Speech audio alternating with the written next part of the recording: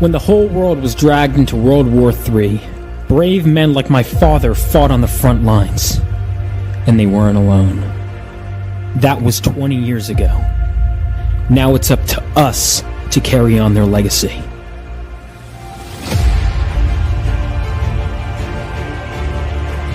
And every so often, the earth from which we come gives way for something new, something greater to be born. And with them, even greater threats to face.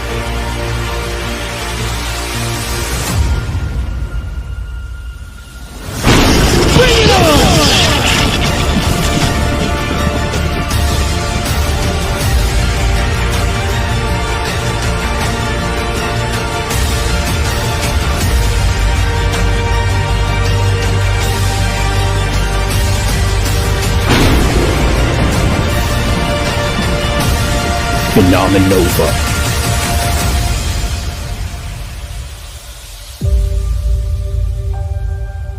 For you, Dad. For you.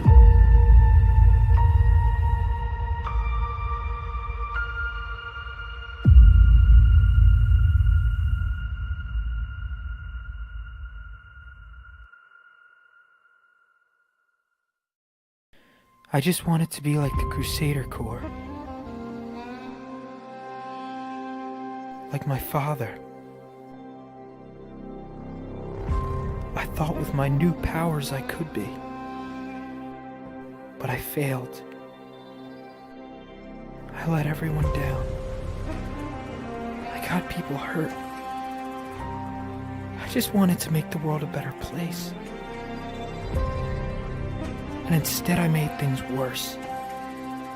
But now I have the chance to make things right with the help of one of the Crusader Corps. The Phoenix Section. And I will. I have to. Whatever it takes. I will find that spark again.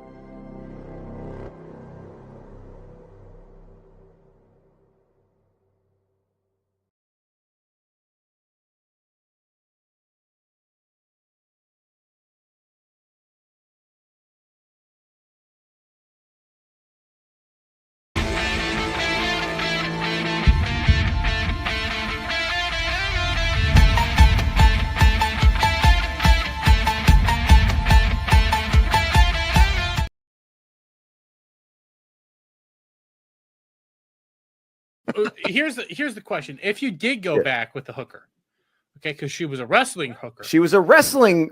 Yeah, thank you. She was a wrestler, but and she was an very EMT, whatever that means. Hooker. But she was very buff and big. Would you have let her peg you? Well, I don't know. That's so intimate. You know, I don't know if I'd want to do something like that with a stranger. Hello?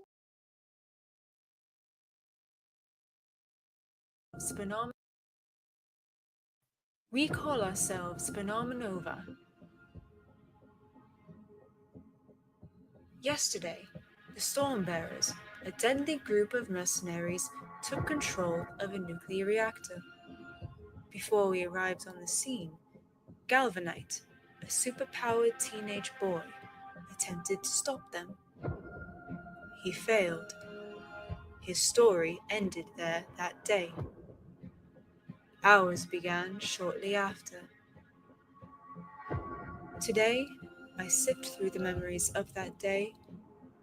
I will put the pieces together, and we will bring those responsible to justice.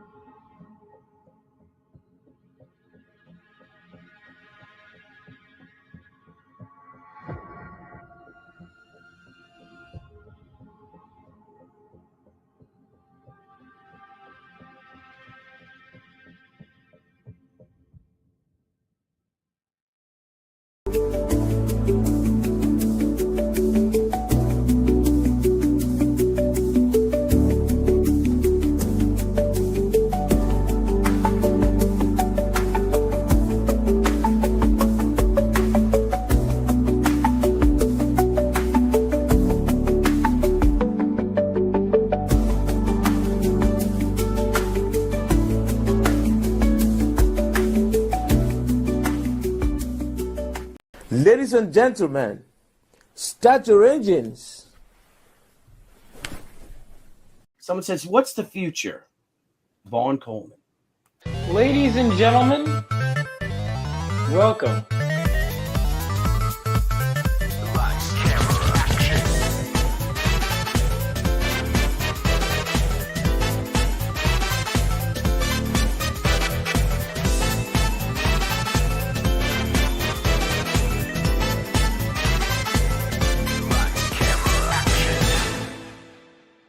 That's right, guys. It's me, your boy, Vaughn. Why am I like this?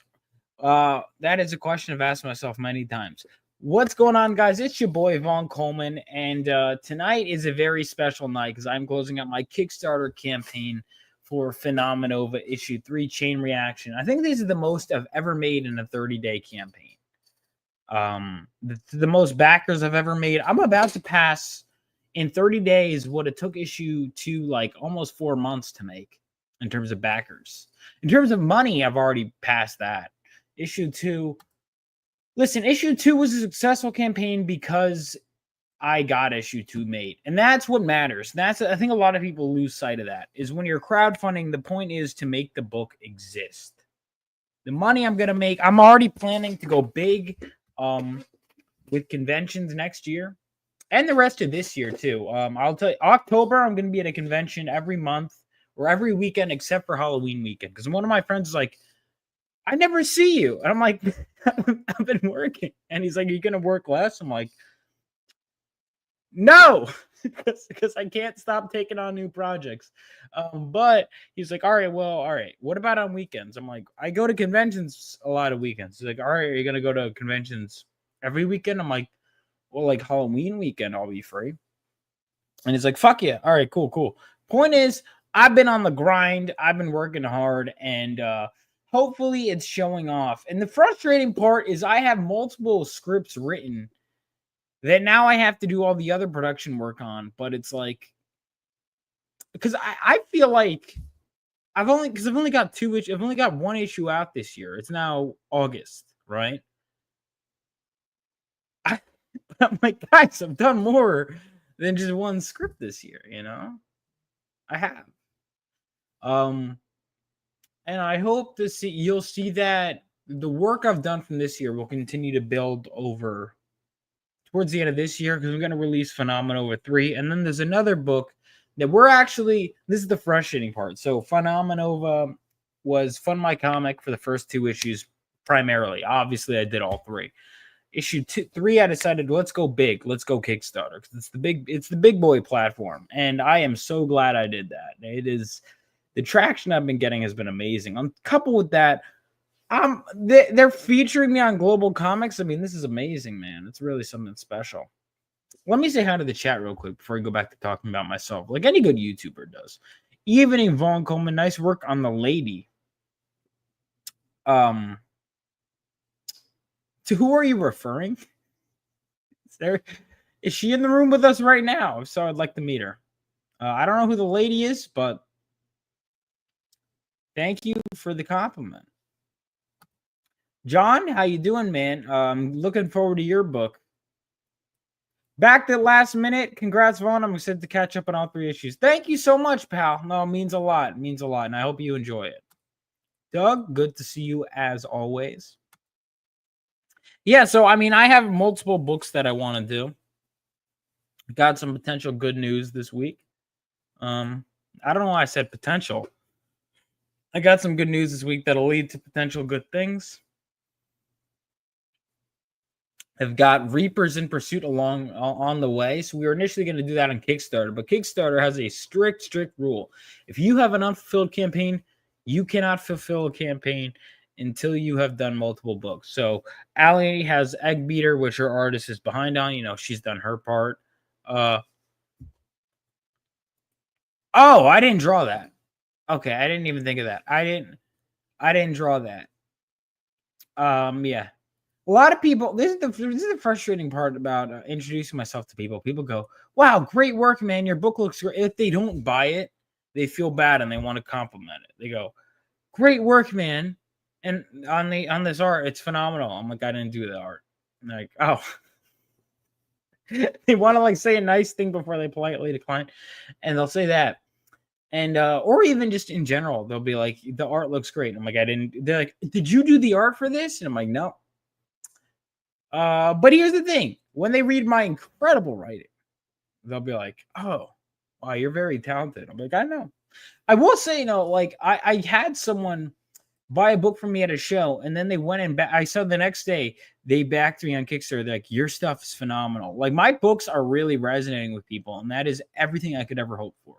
The fact that people are really liking my books, it means a lot to me. Like it really. Not to get all sappy with you, but I'm gonna get all sappy with you. Like it really does mean a lot. Whether it be like apparently, like as I didn't ask for a staff pick, they don't really know me personally at Global Comics. To be featured, to me, put on there is clearly my book resonated with some people, and that's really special to me.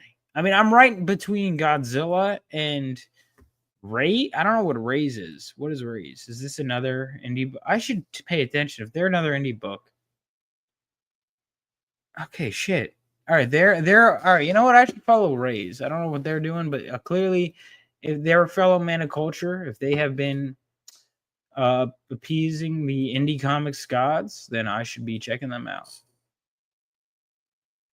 But anyway, yeah, I don't like your books, Vaughn. Well, you liked it enough to do a cover for it. So I know that's not. Here's the thing, Don. If you were some rando and used a fake name, I'd be like, oh, okay. But I know you like my books. I know it. I love them. Thanks. Yeah, I was waiting for it. I'm like, the punchline loaded in. I appreciate it, Don. I appreciate you. All right. We have a guest here. Hold on a second. I'm not trying to make you nervous, sweetheart. How's it going? Great. I love that meme is still popular. Well, it's not popular enough to sell merch, so no, apparently not. I'm gonna be honest with you, because I'm still on the front page of Global Comics. I had a friend who goes, "Dude, who is this guy?" And I was like, I gotta look professional. I had to remove it from my site. I understand. No, I totally get it. I don't think it was a good idea to put it up there. I agree. I think that was a huge career risk for you to tie our brands together. I don't think it was a good move. I'll be honest with you. I wouldn't have done it. Well, I was up there for a few days, and I was like, you know what? There's a few days too many. But literally no one bought the merch. Yeah, that's the thing about merch. Everyone talks all this shit. Everyone who supports you, they talk all this shit like, oh, man, you got to put that on a T-shirt. Yeah, I'd love to buy it. One mug. I've been doing this for years. That's why I'm like, all right, guys, I'll believe it when I see. You know what? That's why I did print on demand, because I'm like, I'll just make money. I'm not I'll make less money per unit if I do print on demand, but I'm like, I don't trust you guys. I love you guys, of course. I love my beautiful customers. I don't trust you guys enough to buy my merch. You know what I mean? Maybe when there's more merch everything's expensive. This guy. I'm out. Have a great show. What's wrong with this guy? What did you do to Don? I don't know. No idea. What did you do? I don't know. I have no idea. Don't know him. Shout out to Don. I love your work. Don, he did a good work cover for Phenomenova. I don't know what you did to Don. I have don't no even think idea. You know who Don is, do you? No, I don't. No idea. That's what I'm saying. All right, but man, I'm so close to 12K. I'm very close to 12K. I will say this. Oh, we got exactly 100 minutes. See, Kickstarter does this thing where they will turn it to hours when it gets close and then to minutes to let you feel and I love it personally because it puts more anxiety on the customers. What's up, Tim Olson? How's it going?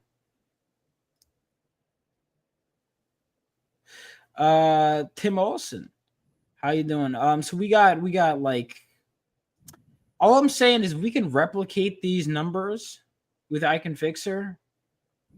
We'll be okay. Like I got to make sure we have an investor beforehand. Because here's the thing, I was talking with someone. So update. So Kickstarter has a strict rule where you can't have multiple campaigns open at once because they're like, you need to fulfill all these, because like when you crowdfund, that is like owed money, right?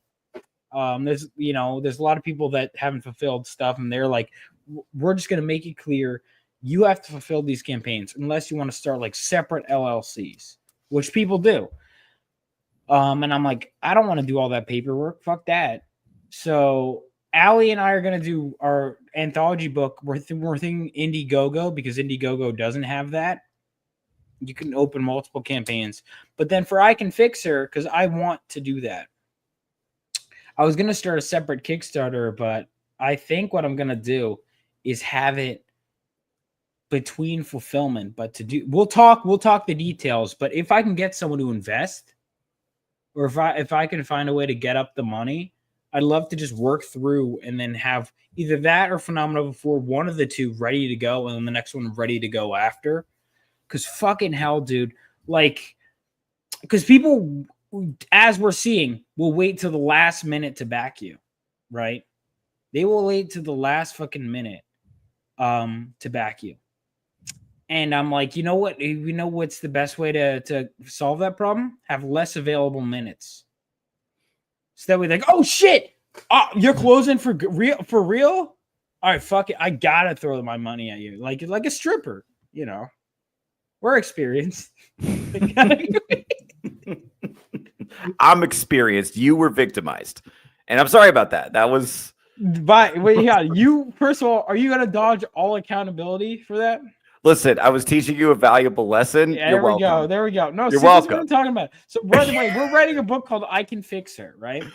And one of our main rules, this is like an editorial man. I'm not even like them. This is, and if we ever decide anyone can write Belladonna, one of our editorial mandates, she's never allowed to take accountability for anything bad she does at any point. Like it is unless we decide to make her change as a person, which I don't see.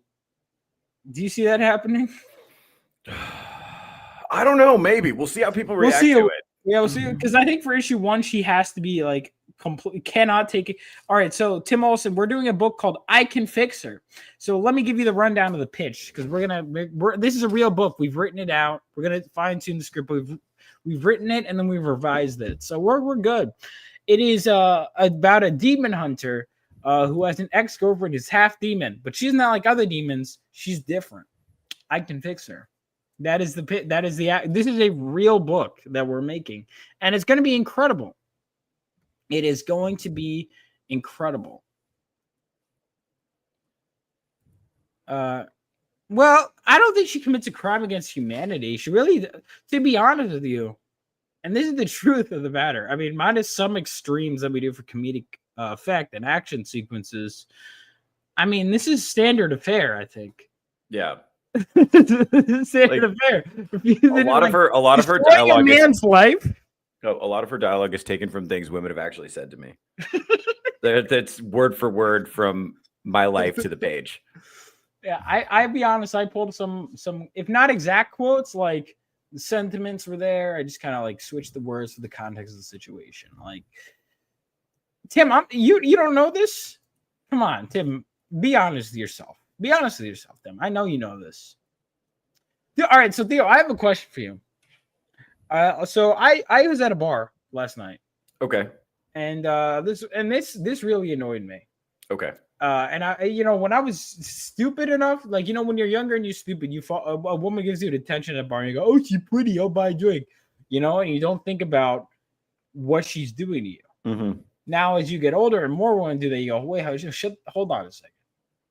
So this girl, this is one of the most annoying tactics I think a woman will employ at a bar, is they'll go up to you and they'll go, oh, I want to get a drink.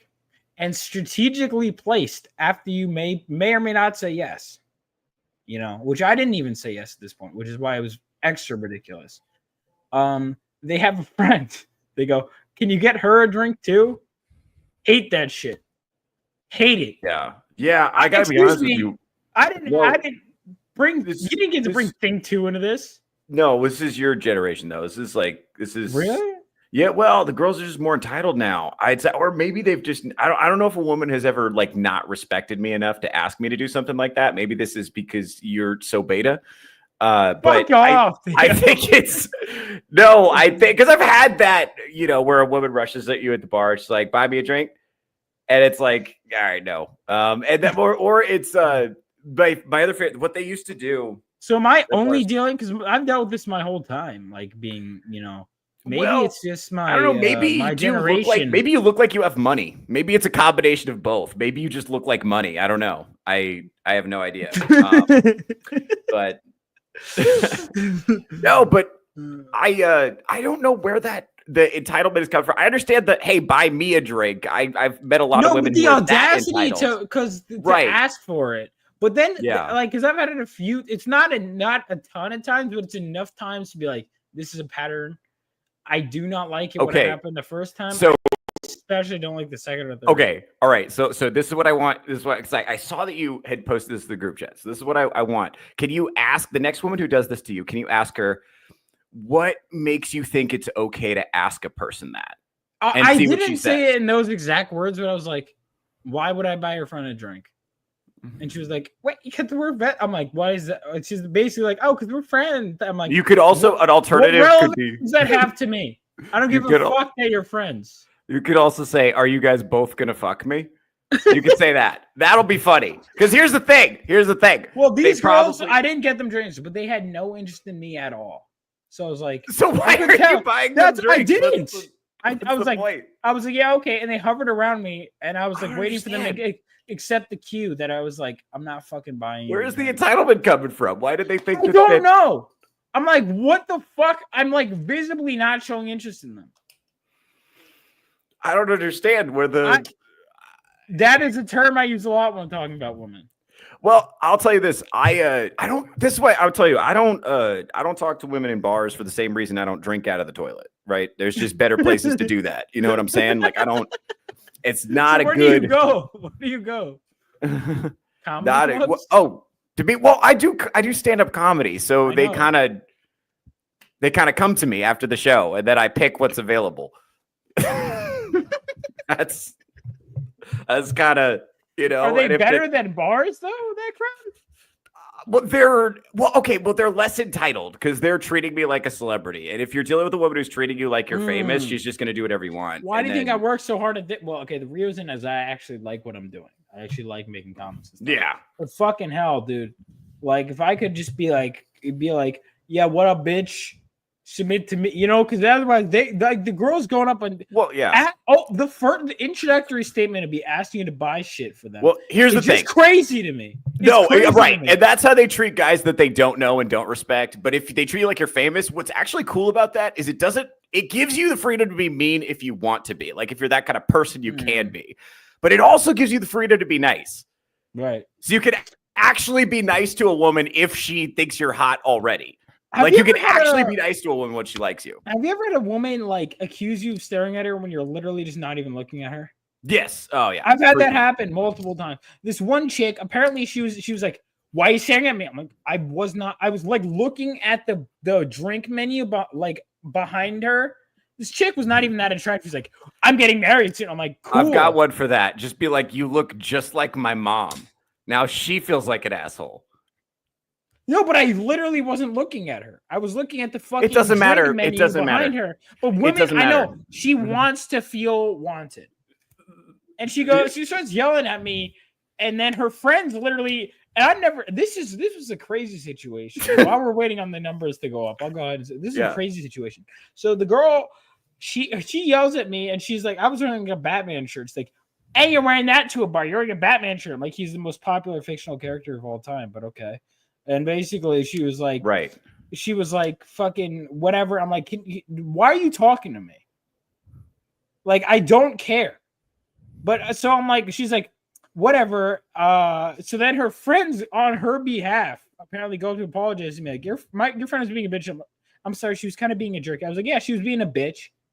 They were like, yeah. I'm like, yeah. And then later on, she apologized to me. I'm like, yeah, apology accepted. What the fuck was that? Like, I didn't even. Okay, well, I will learn this because this happens to me a lot. I get bushwhacked pretty regularly. Is that what that's the term is? Confrontational, difficult women, and for some girls, that's how they flirt. Like they don't actually know how to have a human not attracted conversation. to this woman at all. Doesn't matter. That doesn't mean she wasn't attracted to you. Remember, she's the main character in her own story. So if you're not attracted to her, you're insulting her, and you're the problem, and you're probably gay. I used to live in LA, and I was at this pool party one time. I was hanging out, and there was these girls kind of like sitting around talking, and this girl was like, I was at the bar, and this guy. No, he started it. No, I did because I knew we were gonna get there anyway. No, wait, hold on. I did not. No, that's revisionist history. That is not what happened. I came here and I was being asked questions. That's what happened. No, I did start it this time. Anyway. But I am blind. How insensitive. Oh, that's fucking good. That is good. Yeah. Yeah. You ableist. Dude, that'd be so fucking funny. Yeah, well, also, like, the other thing, too, is, like, if you can always just say yes. That's the thing. You can always just say yes. Are you staring at me? Yes. Yes. Yes. Your titties are magnificent. They weren't. Your personality seems terrible. What was magnificent on her? Was anything magnificent on her? I wasn't looking enough to care if there was anything. Like, I could not have given less of a shit about this bitch. Why? Why don't you look at her the way a writer looks at a scene? Why couldn't you do that? What the fuck does that mean? It means you look at someone as if you were going to describe them in a novel. Got a new backer. Yeah, bro. You look at someone like you would just look at someone you wanted to describe in a novel. I should say that to her. I should be like, my eyes are up here. Dude, have you ever had a girl grab your hair in a bar? Me too. Okay, I had a girl one time. This happened one time. So I was hanging out outside a comedy club, and I was talking to a girl, and then a comedian came up to me, and so I was talking to him, and so she reached into my shirt and started pulling out my chest hair, like just right there in front of Jesus and everybody. This is feral behavior. This girl was like crazy. I didn't know that at the time. I was just making conversation. I didn't know what I was getting into at that point. Excuse me, are you looking at my... But that's the thing. It's like you just... Hold the Uno reverse card. Yeah, talk to them like you have nothing to lose and they'll respect you more. Yeah. And that's what I learned is you have to stop caring.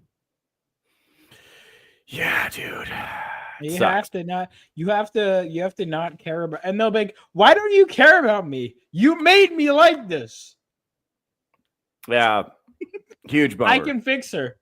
No, there are good ones Coming out there, soon. though. I don't want you to lose hope. I think it's fine for me to be cynical. I'm sad to see you so cynical. I'm not that cynical, actually. You're a little bit cynical. I'll play it up around you. Yeah. I think there are a few good ones. A few. Yeah, dude. There's a couple, a handful. I would suggest starting a podcast and then see if they find you. That's what I would do. Just why? Has that worked out for you? Yeah, just start a podcast complaining about women and see who finds you. That's what I would do. That's what I would do because women hate each other. So that's the best way to meet them. They do. They're like they're worse to each other than men are to women, or women are to, you know, like they are just the shit they do to each other, diabolical. Yeah, wild. I know, dude. Girls will be like, "Why didn't you pay attention to me?" And that makes them want you more. Why didn't you fawn over me like every other guy? Why did you? I had a what's up, John DeVolt? He's put tits in the chat. This guy's new, John DeVoist. How you doing, man? By the way, we are so close to our goal. But yeah, close that stream. Bats is coming. Someone wrench me. I will wrench you. Oh, is Bats coming? Mm-hmm. What a gentleman. I'll wrench you. I'll wrench you. You're a good man. No, but so you were reading Black Lagoon. Yes. Good shit. What'd you think? Because I haven't read the manga. I don't understand why everyone likes Revy so much when there's this murder maid. I think the murder she's maid the is where shit. it's at. Wait, you got to her already? Did she show Yeah, up earlier in the manga? You can finish it. No, it's the pacing is similar. It just you can just get through it quicker. I didn't think So it's you got through basically the Nazi boat stuff? Yeah. What about the blonde nun? Did you Oh wait, no, the Nazi boat stuff. I have to look back. I don't know. I read it really quickly. I know I saw that in the show. I'm trying to remember if that was they might have changed the order of some of the events. Yeah, because in the show, the like season 1 finale is the maid. Yeah, but Rebecca, you're talking about, right? Or Roberta. Yeah, Roberta, dude, she's great. goated. The Terminator. She's Latina. She's Catholic coded. She's got grip strength. She's not Catholic coded. She is Catholic. Well, I mean, whether she lives up to Catholic principles is no. Well, the things she's saying are not that. Like, I can tell that they're trying to write a Catholic character without actually knowing anything about Catholicism, which is fine. I get what they're doing. What about have you met the what's the fuck is her name? The blonde nun chick? No, she's not in. So yeah, they definitely changed the order of events because she's not in the first book. But okay, because the blonde nun. I'll have to read the manga at some point. But do you like the manga better then? Way better. I can't stare. I don't like staring at screens. It makes me feel lazy if I'm not working. So. It's like also I don't like the voices and I don't like the way they do the dialogue and I don't like the way that like Revy is like shrill and shrieking. I like a woman with some bass in her voice. Respectfully. Sus. Pause. Pause. I like a woman who says fuck like she means it. You know what I'm saying? I can pretend I know what you're saying. It's like, yeah, you gotta be there. Dude, I'm telling you, it's. I don't like the edit. That's the thing that fucks me up with anime is the dialogue, and then reading it, it's less jarring because it's just kind of if you embrace the silliness of the art form. Also, I didn't know it was based on John Woo films. Oh, is it? That makes so much sense. Yeah, that makes a lot. I've only seen one of his movies, and I liked it. Yeah, so once I understood that was easier. It was easier for me to get into it at that point because I was like, oh, okay, so this is just. Have you met Chinglish yet? No. There's a Chinese girl who speaks poor English. Her name is Chinglish. Oh fuck. You like her.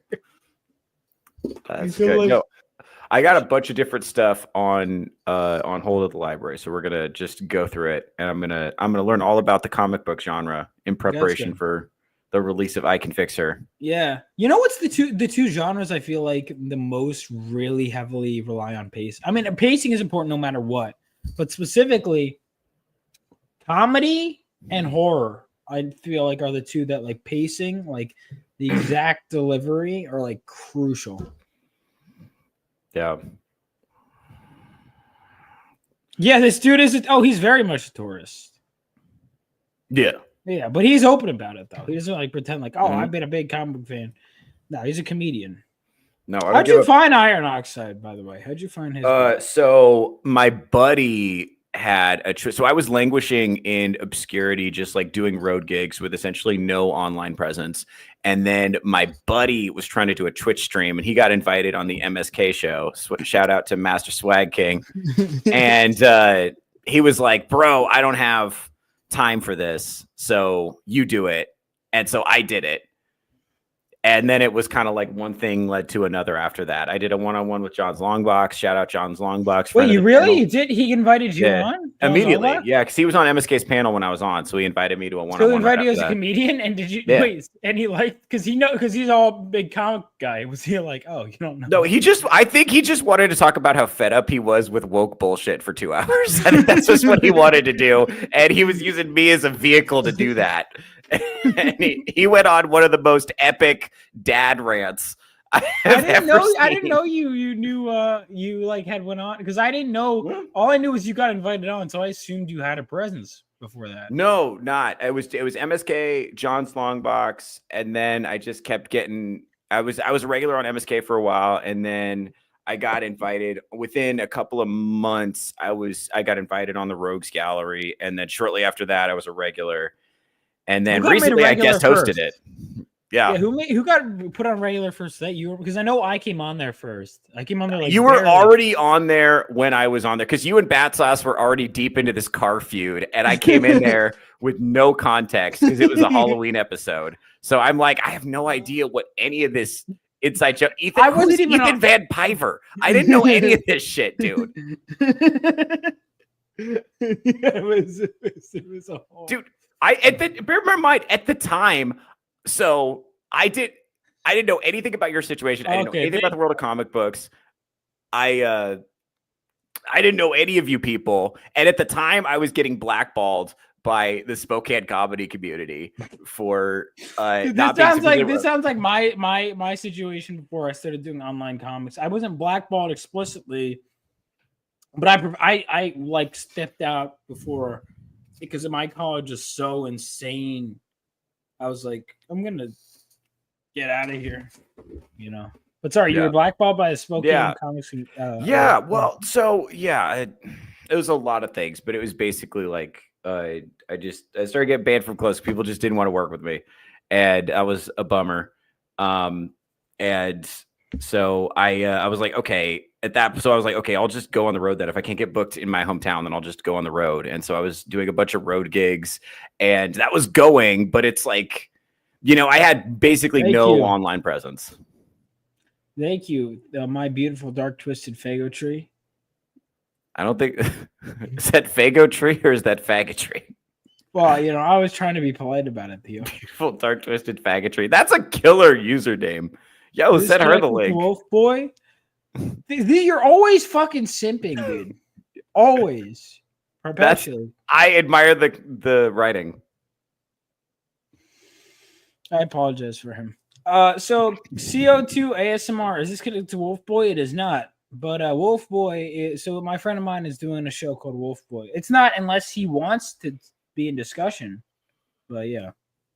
Fucking unreal, Theo. Bro, do you know what I did to Don that made him upset? I don't know this person. And he was don't like, know. This guy, fuck off. I'm out. I'm done. Yeah, I thought he was saying a joke. I don't know what you did.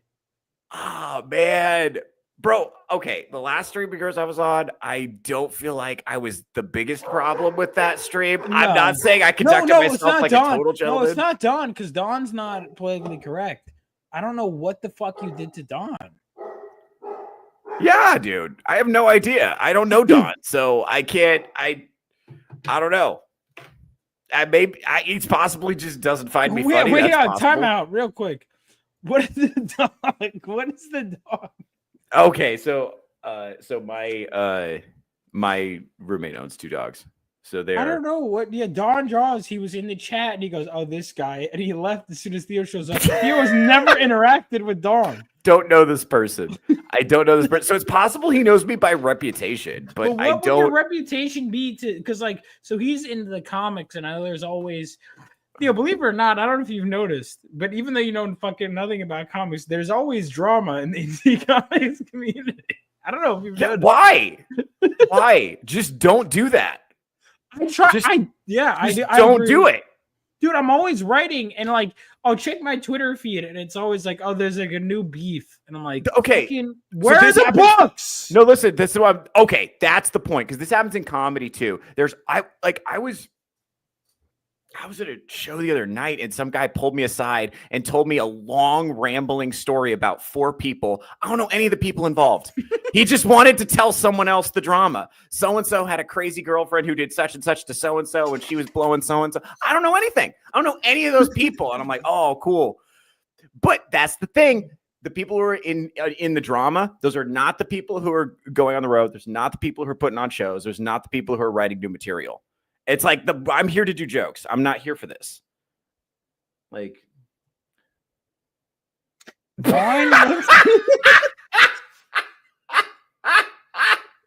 yo, invite Beth on the show. That's funny. Time out. Invite Beth on the show. Can we point out that there have been 2 women that showed up in the chat? Now, who are the 2 people that Theo asked to come on the show? The two people with women's. I don't even know if this is a woman, to be honest with you. I don't even know. Like, you fucking this sounds like she has detailed fantasies one person, about you. She just said congrats on the closeout, and that was enough for you to go come on the show. Like, you are. No, that was the username. What is the username?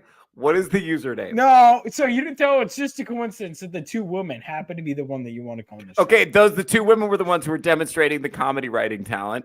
Hashtag women are funny. I support you, ladies. Wait, all right, I have a question. As a comedian, do you think women are as funny as men? Okay, so I have an interesting take on this. So the girls that I know, some girls that are hitters. You know, I know some girls that really do it. But broad strokes, no. Most of them are zoo animals. They don't. No, they don't have the bandwidth for it. They just don't have that gear. Most women don't have that gear, and thank God they don't because they're not good at being funny. They also laugh at things that are not that funny. So only some of my jokes have to be good, and they'll laugh at the rest of them. So it's actually to my benefit.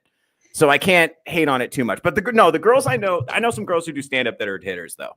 Like stand up, like the ratio of like funny female comedian to not funny. And so like, let me ask you this: which one, if you look at a male comedian and female comedian, who do you think is more likely to be funny? Well, here's the thing: most male comedians are trash too. I'm be real with you. Like most people who do comedy are trash. So I will say this. What happens, the reason that there's that perception about female comedians is because a lot of girls get pushed ahead for their looks before they're ready because they're young and hot. If you want to come on, you can. Yeah, that's the thing. There's girls that are young and hot and they'll get opportunities to be on shows for that reason before they've developed their material. So if you look at your Roseanne Barrs, your Miss Pats, women who are not relying on their looks, they're doing great because they've been allowed to develop their material and their career at a regular pace. But if they got pushed out too early, it's not good for their development. Right. If you're hot, like I do think sometimes that's a detriment. Like the women generally who are hot and attractive often had that awkward, ugly period when they were growing up in middle school. Because the girls that like get hot too fast, fucks them up. It fucks them up. Yeah. Long term. Anyway, let me bring in. You know what? I'm going to reuse the same intro. I'm not trying to make you nervous, sweetheart. There we go. Okay. Okay. I did not change the subject to women, by the way. That was Vaughn that did that. He's like, Theo, you're here. This is my chance to bitch about the women who are rejected. I didn't know it is. No, that's not. They didn't reject me. It's the opposite. See, this is where Theo's lying and needs to be corrected. So now we have to go back to him and what a coincidence. Theo changes. It's okay, Vaughn. I believe you over him. Trust me. What? That's ridiculous. No, but we're talking about how hot chicks can't be funny. That's pretty accurate. Whitney Cummings is a good example of that.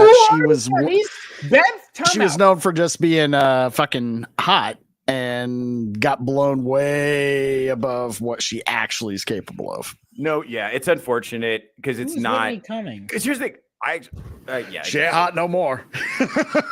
No, well, hold on. I'll give her some credit. Two Broke Girls is actually pretty funny. I do like that show on occasion. Is she involved in that somehow? Yeah, she's one of the creators. Oh, I didn't know that. Okay. All right. This girl looks vaguely familiar, I think. She's all right, I guess. But like, okay, first of all, time out. So there are two people in the chat who have never shown up before, and both of them opened up by insulting me. Beth, I don't think you've ever been on my show before. Opened up with me. Dynamite Kid. No, Beth. Vaughn definitely looks at people's feet at the park and licks his lips. No, that is not remotely true. I have seen him do it though, to be honest. Yeah. We've never been in a park together, you lying piece of shit. No, I've seen it. I have witnessed this. You have not. To be fair, the kid kind of does lick his lips a lot. Have you seen the size of those things? They got to stay Yeah, moisturized that's tough. somehow. It's tough. You're like this. No, I'm sorry, dude. You look like Ducky from The Land Before Time a little bit. Oh shit! Just a little well, on that note, It's a trap. What up, John? There's a reason why Phenomenova sucks. It's just look how cute Vaughn is. He's just a little deer. You know, Right. I look like Vault Boy. He looks like Vault Boy. From fucking Fallout. He does. Holy shit!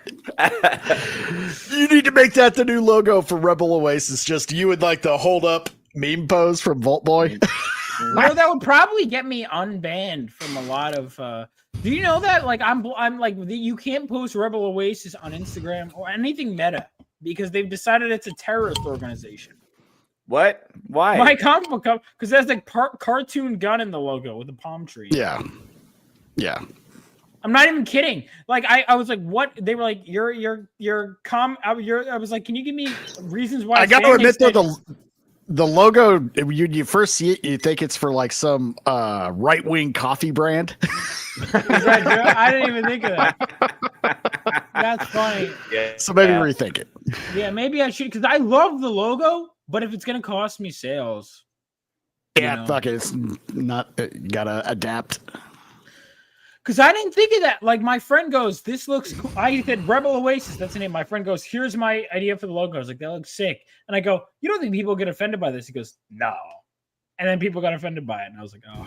Yeah. All right. So maybe I should change it. Well, who was it just got their stream taken down because of cartoon like drawings of a gun? You know what I mean? It's probably not even a person. It's just an algorithm picking up an image of a gun. You know? Yeah, I guess so. No, not big somebody enough. recently got he had on the thumbnail this girl sitting with her knees up, you know, like that, and the AI detected tits. It thought the chick's knees were her. That was the Land O'Lakes girl. Remember that? That's why they took her. Yeah. Does anybody remember that trick? What is it? The Land O'Lakes. Land O'Lakes. On her knees, and then you took the label and you folded it, and it looked like boobies. No, Oh, that's right. That was porn for fourth graders back in 1982. See, I was not alive in 1982. Simpler times. Yeah. I was not alive in 1992. I was born in 99, so. Oh God. Yeah. No, you know, I do use that, all right, because my grade was like, you know, like whenever you go into school, there's always like there's like people are one of two ages. Like whenever you're in a grade, it's like let's say there's the 16-year-olds and there's the 17-year-olds, right? Like there's always, depending on, because that's just the way it is. I was always the older half of my grade, and because I was born in a different century, technically, I'd always hold that over everyone else's head. Like my friends are all like 2000. I'm like, haha, you guys, you weren't even born in the right century, you know? So I felt cool. All right. I was slightly, because I was slightly older than them. Well, the way I look at it, Vaughn, you have much, much more years of being rejected by women than the rest of us on the panel. So congratulations. Thank God that's over. Jesus Christ. All right, first of all, man. that is not, let me revise the history. So I was at a bar, and these chicks, they went up to me and they go, can you buy us a drink? And I'm like, first of all, I don't even know you. I don't know why you think you're entitled to a drink. Like, and this happens. And Theo, it's interesting. I don't know if you guys, that was the right move. Did you get laid? I didn't buy them a drink. I wasn't interested because you can tell when a girl's looking at you, because like girls will do that. They just want free drinks at the bar. Right. They walk up to you. They say, will you buy me a drink? You go, do you know I make comic books? Yeah. You won't have to reject them. They'll just move on to the next guy. No, they'll pretend they're. No, I disagree. I'm sorry. I disagree because they will pretend they're interested. They won't leave anything because they want that drink badly enough. Then, as soon as they get the drink, they'll fucking bounce. Right? Which is why I saved them the trouble. Bye. And myself the money. Mm-hmm. But no, I mean, well, Jesus Christ, man. No, but I mean, I like Beth. Bring her on the show. I like Beth. I don't think Beth's a real woman, to be honest. I think Beth is a guy. When has that ever stopped you before? Can I clarify? Vegas. We're not talking about that. Sounds like somebody has a hard. I think somebody has a hard time clocking an Adam's apple under soft lighting. That's what I'm saying. You know what? I think we need a side in here to provide some context. Holy shit! Wait, hold on. Time out. What? Oh! Oh, did you go up? We hit our stretch goal, boys! Hey! Let's fucking go! Nice. Are these characters based off of real models? Okay, so not directly, but two of the characters were based, kind of inspired by people. Actually, kind of three were inspired by people I know. So, is it Vivacity inspired by your mom? No, she's not. That's not one of them. You keep saying that's one of them. She's a Reddit. That's it. And it's like you go, oh, it's just right. No, it's not actually. Estrella, pictured here, the Italian one, inspired by a friend who's going to do a cosplay cover for issue 4. Actually, oh nice. She's the one that did the voiceover for the trailer. My friend Stefania, she does a cosplay model. She was like, because I wanted a dark skinned Italian chick, and I was like, who do I know who's like that? And I was like, oh, her. And I was just sent that, and then my artist drew based on that. So my colorist colored based on that. So yeah. So Estrella is partially based on her, and then Hotline is based on my friend Sukesha. Hotline, let's see, there's not a lot of, she's barely an issue. She's actually, so here's the thing, she's the tech support character, so she's in issue 3 in the sense that, like, you hear her voice over the comms, but you don't see her. But Hotline, like the Indian tech support character, based on my friend. So you made the Indian character tech support? That's wild, dude. It's on the note, isn't it? I told her that, and she was like, that's funny. Her right here. She's based on my friend Sukesha. Yeah. No, she did one of the covers, so she won. But yeah. Thank you guys so much. This is awesome. All right. We're at so we're gonna I don't expect to hit the next goal at 20K, but I'm gonna say this: if we can replicate these numbers in a couple of months, and as long as I can get a backer beforehand, I can fix her as a go. I'll say it on air. Fuck yeah. It's a go. I needed to make sure that, I can do it. And it's this tough part because you could go, oh, Phenomenova, this is the product of 2 issues of buildup. What's the sad part? The book, like, I Can Fix Her. I don't think I need 2 issues of buildup because they'll just see tits and the title and they go, okay. Because they'll tell you every time I just name, people go, Vaughn, what else do you have going up on the road trip with Phenomenova issue 3? Because you have, the campaigning is a big stage, right? I mentioned the name I Can Fix It before I even describe the plot. They laugh and they go, I want that book. So it is the easiest fucking sell. It is like, that is done. But thank you guys to everyone who backed this book, really. I'm going to keep going, and I'm going to revise issue 4. I've written the script multiple times, but it means a lot. We fucking did it. Also, what we are at right now, by the way, we have matched what took issue 2 almost 4 months to get in terms of backer number. We finished issue 2 with across Indiegogo, Fund My Comic, and Kickstarter. 317 backers across those 3 campaigns. In 4 months, we did in 30 days on just Kickstarter. So the backer number, we have now matched it in issue 2. And in terms of money raised, we passed issue 2. So we're killing it. We're not at issue 1 yet. I'm hoping to get there. But if not, I don't care because, again, I got to restate this. The point of a crowdfunding campaign, guys, is to fund the book. Anything else is a bonus. The book is getting made. This is the money I needed to make the book. And so it is, as long as my artists meet their deadlines, as long as the printer, like issue 2, here's the thing. I've technically, because people say I'm on time, I want to correct the record. I've technically been behind because issue 1 was entirely. How many years? 0. Then you're fine. Yeah. Issue 1 was entirely my fault. On good authority that a successful campaign just gets the money. Yeah, exactly. That was insane to me when I was hearing that. I'm like, that's not like this is not my money. Even when it hits my bank account. Absolutely. This is right. backer money. Like this is Vaughn can't read. I can read. What the hell? All right, so what the hell is Wolf Boy? All right, so Wolf Boy, so for context, my friend, I don't know. I'm guessing this guy's a friend of so Tony is a friend of mine who he hasn't been on my show in a bit. I should get him on. He is doing a series called Wolf Boy. And I guess this guy's wondering if my book is in the same series as him. It's not. But he's still a friend of mine. We're probably gonna hang out at New York Comic Con. But anyway, back to this. What the hell was I saying? I was saying, yeah, no. The book, when I get the money in my bank account, my first thought is making sure all the business expenses are paid off. Whatever is left over, usually I just funnel back into the business. It's usually what I do. And I want to hit the con scene like crazy the next couple of years.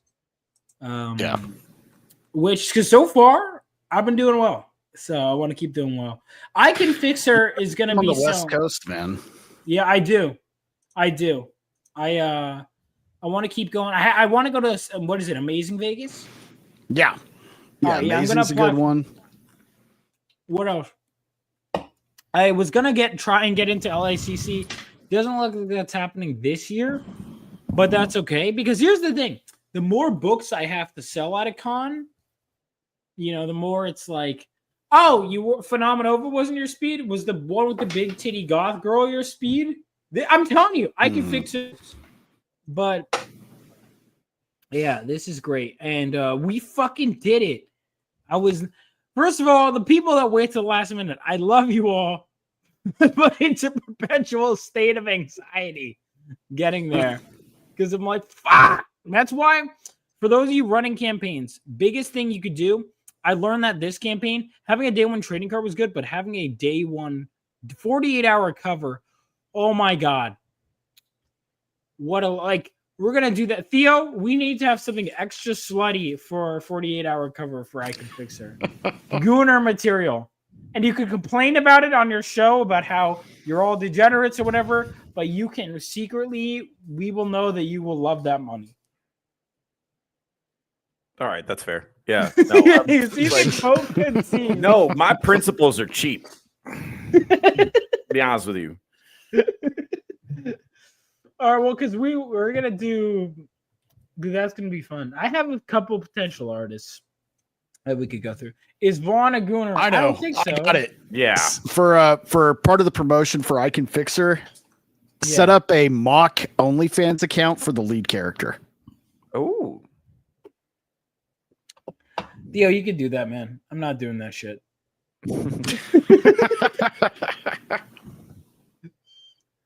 So Whitney Cummings, I'm trying to think about because I feel like I've seen her. All right, who do you think are the funniest female comedians? I think ones that generally aren't that attractive, Theo. Oh yeah, Miss Pat, probably number one, and then I don't know, probably Roseanne Barr,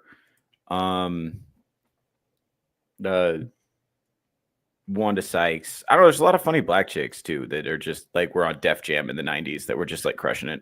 Dude, did you see that female Twitch streamer? She was like Asian chick, but she was talking like a black girl. Yes, I saw that. That was fucking wild. Aquafina? No, a different one. But there's like multiple of them. Black Rock. Thank you for the money. I like Leonardo Joni. Do you know her, Theo? Yeah, she's pretty popular online. She's in anti-woke spaces, and she's cultivated a pretty significant simp army at this time. But she's in the trenches in New York, getting banned from places. So I got to give her credit for that. But do you like her? Because it sounded like a simp army is. I'm a fan of her now. I haven't seen her perform yet. Hold on 1 second. I really like her material. I think she's really funny. Honestly, I really. Oh yeah, I've seen. No, she's funny as hell, and that's saying a lot for a fairly attractive chick. She's very. What's her at? Leonardo Joni. Come on the show. Run the show. Leonardo Joni. Chrissy Bear is pretty funny. So is Keanu. They're both pretty good. I've seen them live. You guys are being really generous. All right, I'm slowly losing respect for each of you. More names you add to this list, the more respect I lose for you. They're not Matt Rife funny, but you know. Okay, now, bro, you live in the same city as me. Be careful. Genius is the word we're using for. All right, wait on, time out, Theo. Hold on a second, not doing man. this. No, we're not doing this. You know, it's funny. I looked up her Instagram. Look who's following her, buddy. Oh my God, is that Theo Snodgrass? Yes, I follow pretty much every comedian. There we go. All right. So she is. All right, so Theo. You know who messaged me today? Who? Okay. Out of the blue? Who? Who? Gail Simone. Really? Yeah. What'd she say? Oh shit. He said that I like your Atlas Comics material. You know, I have an Atlas Comics playlist. And every time I get an Atlas comic, I make a video about it. And she goes, "Oh, you have a few that I don't have," which is weird because she blocked me years ago. You know, so John, it's almost like maybe some recent changes of opinions may have opened some doors for you. So I reached out to her. I was like, "Come on my channel, we'll talk." I haven't had a comic pro on my channel in a long time. I kind of stopped reaching out for him. I've been too busy with work. But how funny would that be to have Gail Simone on my channel? That would be really funny, dude. Oh man, the reactions alone will be worth it. Yeah. Listen, I'll be like, I've liked some of her stuff that I like her. I like the Secret Six. I liked her Birds of Prey. I heard Secret Six is good, and Birds of Prey. I like Leaving Megalopolis, and then whatever. But I was talking with Tonic Ball, and he goes, "Yeah, she'll go whatever way the wind blows." You know what I mean? Like, you know. Most professionals, this is me being honest, no matter how whatever they are, they're capable of, generally speaking, whatever most professionals are like, it's, they can work with people who differ in whatever way. Like most professionals. Yeah, I had DG Chichester on my channel. You know, he's just, me and him disagree. Trying to think of all these other ones. J.M. DeMatteis, that guy is about as diametrically politically opposed for me as possible, but we got along. He's a cool guy. And I mean, dude, I mean, John Byrne and Claremont worked together for a while. I mean, until they didn't, they don't even talk anymor. So maybe that's a bad example. I don't know either one of their politics. I assume Claremont's very liberal. Yeah, he's an old school liberal. Like he's someone you could talk to, right. But Byrne, from what I've heard, I've never heard I don't know if he goes anywhere, but Byrne I've heard is conservative. It's funny. You can tell from the writing. I send him an email once a month. You don't get what you don't ask for. See if he wants to come on my channel. What's going on, Andy? Byrne. But I mean, there are some others. Is the Green Lantern Green Arrow run, is that any good? I liked it. The old one. Yeah, you like Traveling Heroes. If you want to be preached to, that I freaking hate. Yeah. That black guy says, it is preachy. Green Lantern, you've been out there saving the blue skins and the yellow skins. What have you done for the black skins?" Well, I saved your freaking planet. You're alive now. I went out there and I took care of monsters that you don't even know about. So go call the cops. If there's some guy doing a microaggression on you, go talk to a gender studies major. I'm out in space killing effing monsters that you don't even know. Panel I do think is cringe, but look, Danny O'Neill is still one of the all-time greats. Yeah. And they're all entitled to them. I mean, if we can forgive Frank Miller. Better editor than a writer. I mean, really reach. You think so? Oh my, yeah, without a doubt. I mean, dude, what about Ra's al Ghul though? I mean, Ra's al Ghul, it's good character, But hang on. Read his stuff under the pseudonym Iblis O'Shaughnessy. Is that he did a synonym? A pseudonym? Yeah, he had a couple of synonyms. Iblis O'Shaughnessy is his. Oh my God, it's in a Epic Illustrated Monthly. It is. Oh my God, I'm surprised he didn't get lynched. It's a big black guy who looks like a gorilla, like raping women. What? Yeah, he wrote that? Yeah. Jesus. You had my curiosity. Now you have my attention. I've never heard of this. Yeah, well, it's funny because Chuck Dixon brought it up, and then he said, "Don't look it up." I was like, "Okay, well, I'm not looking it up." Because Chuck was very good friends. That's another example. Chuck and Denny were very close. They disagreed. Yeah, well, Denny is a smart, well-adjusted person with some life experiences. Denny, I remember Jim Shooter had told, he obviously just passed away, but I remember Jim Shooter had told me this story once that when he was telling me this, that when he was because he was the editor-in-chief at Marvel when Frank Miller's Daredevil run started, and he was the editor-in-chief before. He was telling me that Denny O'Neil, who was the editor on that title, walks into the office. He goes, "Read this," and Jim Shooter's like, I'm in the middle of he goes, no, read this, and he throws this script on Jim Shooter's desk. And he's like, all right, whatever. And he starts reading this script, right? This Daredevil script, and he goes, that's really good. And he goes, can you believe that? He goes, how did he get that good on his first try? And he's like, wait, Miller wrote this? Because Miller was he was the artist at the time. Yeah. He was not a writer. He was like, how does someone get this good on their first try? Because that is the one case I could say where someone's like an A-list writer from literally their first comic. Like that first issue he wrote is better than any of the issues he drew, writing-wise. And I like Roger McKenzie. I'm not knocking him. But like you could tell like that first appearance of Elektra is like above and beyond anything that he drew before that. It's unreal. I want to cover that whole run like on my channel at some point. Yeah, it's a good run. Shit. Frank Miller's Daredevil. What do you think the most essential runs are? Frank Miller's Daredevil, I would put up there. Walt Simonson's Thor. I need to read that. I haven't read that yet. Claremont's X-Men. Yeah, you already. That's the essential. Marv Wolfman Perez's Teen Titans. I'm gonna finish after I finish Invincible. I'm gonna go back and finish this. Bats is reading it now, but I'm gonna go back and finish this. I haven't read it in years. So Marv Wolfman, George Perez's Teen Titans. Okay, what else?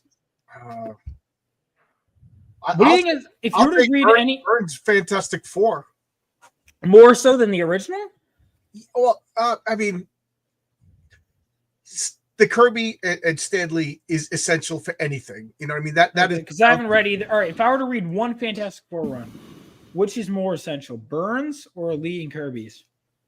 Lee and Kirby's is the foundation. You know what I mean? But I think Byrne is that's like saying are you gonna why are you reading the Claremont X-Men and not the Kirby and Lee X-Men? Well, that's different though, because X-Men was not a popular, like most people would tell you to start with Giant Size. I've never heard anyone. Yeah, the X-Men, they're really not worth going back. Are they not? Yeah. There's a reason why it was bi-monthly and canceled. I heard that it wasn't like bad, but I heard that it like it would not be what it is. You know, it was really like a try hard to be Fantastic Four, but not. That's what the original was. Yeah, I heard because it was like one of the because all right, if you guys haven't read, honestly, the two recent Claremont X-Men issues, I'm gonna see if I can get him on. I'm gonna try and get Claremont on for an interview if I can. But I mean, one of the things that was really interesting is hearing him talk about the fact that he was one of the few people that was like when the Roy Thomas run was happening, he was a fan of it. And so he like leaped at the opportunity because they're like, shit, Len Wein was like, I'm too busy to write this new X-Men. Who wants to do it? And Chris Claremont was like, I'll do it. And he's like, all right, fucking whatever. What else? Read Claremont's Marvel Team Up. Which one? Chris Claremont's Marvel Team Up, like around issue 60. I don't remember the exact numbers. But who were the characters that were teaming up? Spider-Man and Captain Britain, Nightcrawler. Oh! Yeah, Marvel Team Up. It was Spider-Man and somebody else every month. All right, because I know he was writing Marvel. He was writing just like a bunch of little stories. Yeah, that was it was him. And was that when Arcade first showed up? Yep, that was Arcade's first appearance. Okay, all right, gotcha. Man, that's one of my favorite villains that doesn't get enough credit. I love Arcade. Really like Arcade. There's so much they could do with him, and they just don't. It's such a limited character and has to be done under specific circumstances. And I think most people don't get him. Like they did it with the Teenage Avengers, where he was like all powerful, godlike in his realm. Ew. No, the dude, he's a lunatic. He's basically like Jigsaw from the Jigsaw, or like the Riddler too. Like that's why I like him. He's like a goofy Batman style villain for the X-Men. I would say like Jigsaw meets the Joker and the Riddler all kind of combined. Yeah, he's a goofball. He's got some fucking disco shoes and shit. Yeah. All right, who do you think? Who's also? All right, who do you think are the most underrated X-Men villains? Because I think Arcade deserves more attention. I'll tell you who I hate the most is Mojo. Oh, really? God. You don't hate Mojo? I don't love him. I'll be honest. When he shows up, I'm kind of like, all right, here we're doing another meta commentary. It's annoying. Yeah. You didn't think the X Babies were hilarious? What was the obsession with the X Babies in the 80s? They thought that was like the funniest shit ever. They were doing baby everything. They also did the Muppet Babies. They were doing baby everything. Yeah. Yeah, in the 80s, I think they just thought it was really hysterical that they were doing baby X-Men. And they'd like every year they'd be like, haha, you want to bring them back? I'm like, no. We fucking but they insisted that the X Babies are the funniest thing ever. I'm like, they're kind of annoying, to be honest with you. But no, that's true. They did Theo, to your point, they did even down to like the sport. Did you guys, this might have been my generation only. They did the like there was a movie called Air Bud. Did you guys ever watch Air Bud? Yeah, so they did the buddies. Theo, you know what I'm talking about, right? Mm-hmm. They would do Air Buddies, and then that made money. So they did Space Buddies. Nobody. Yeah, I think Air Bud was the Air Bud film series was ahead of its time. It Fast and the Furious before the Fast and the Furious. Yeah, dude, that movie went crazy. There was like there would be like a new one every year. I was like, holy shit. Straight to DVD, eventually they course. were fucking talking, and they did talk. I have two younger sisters and a younger brother, and they were all into that shit. Yeah, I remember getting them from Blockbuster. God rest its soul. God rest its. All right, so yeah, Mojo was annoying. I liked who else? Oh shit! Wait, by the way, with 318, we have officially beat 2 records tonight. We got our 12K stretch goal, and we also beat our record with Phenomenova. We have in this one campaign in 1 month beat every across all 3 campaigns in 4 months. Phenomenova issue 2. Cool. So there we go. I can fix her. I'll say it on air. As long as I can find someone which I already have 2 potential investors.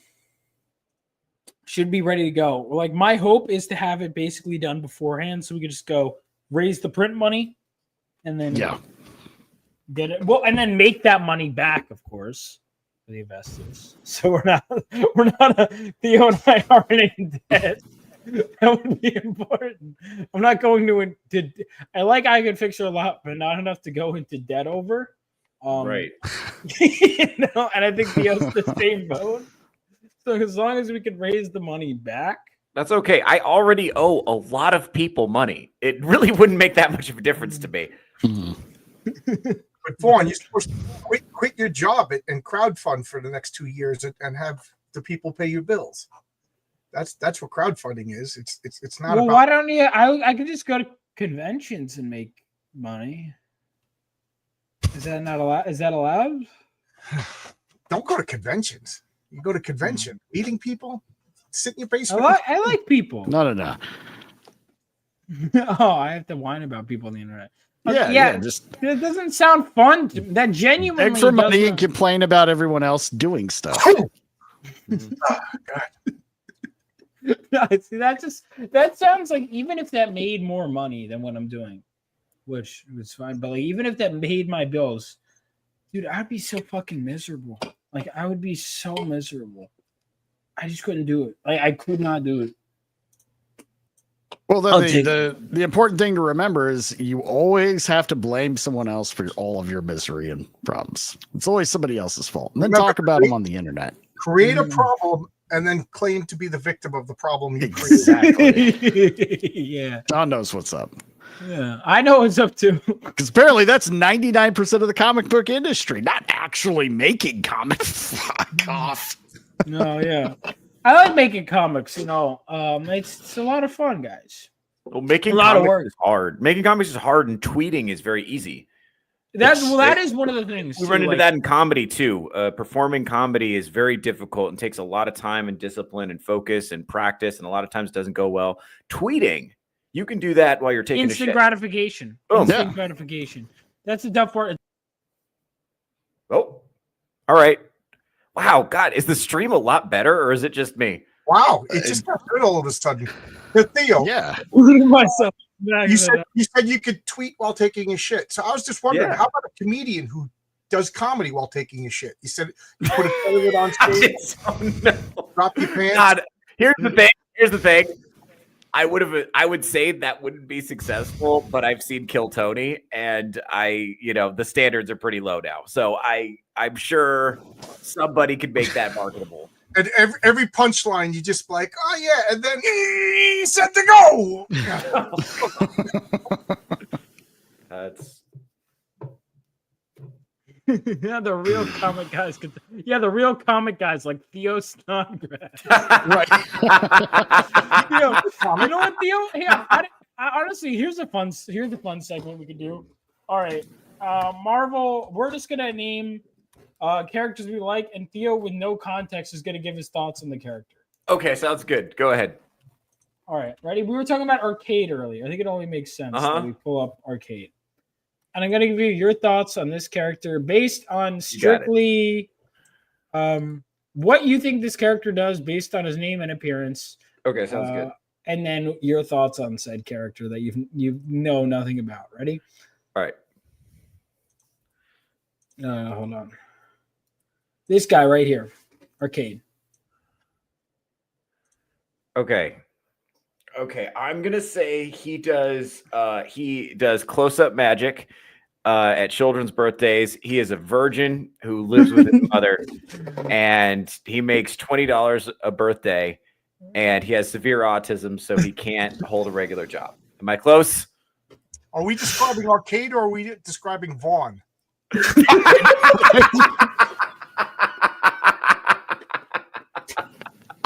That was good. It's funny. I made that connection while I was talking, and I was like, man, I wish I thought of a way to tie that to Vaughn at the end. And then John's box from the top rope.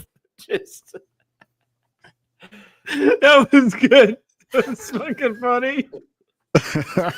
All right, so Arcade, so his whole thing, I forget how he acquired his wealth again, but he got wealth. He killed his parents. Yeah. Oh shit! I forgot how dark his backstory. So he Do you remember there's that panel you saw the car blowing up and he was dressed? Oh, that's right. Yeah.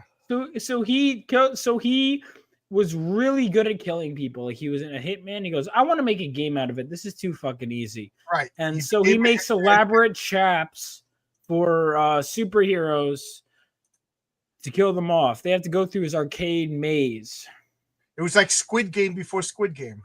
Yeah. okay. So that is Arcade. He is Like if you got through his game, he would let you live. Yeah. What?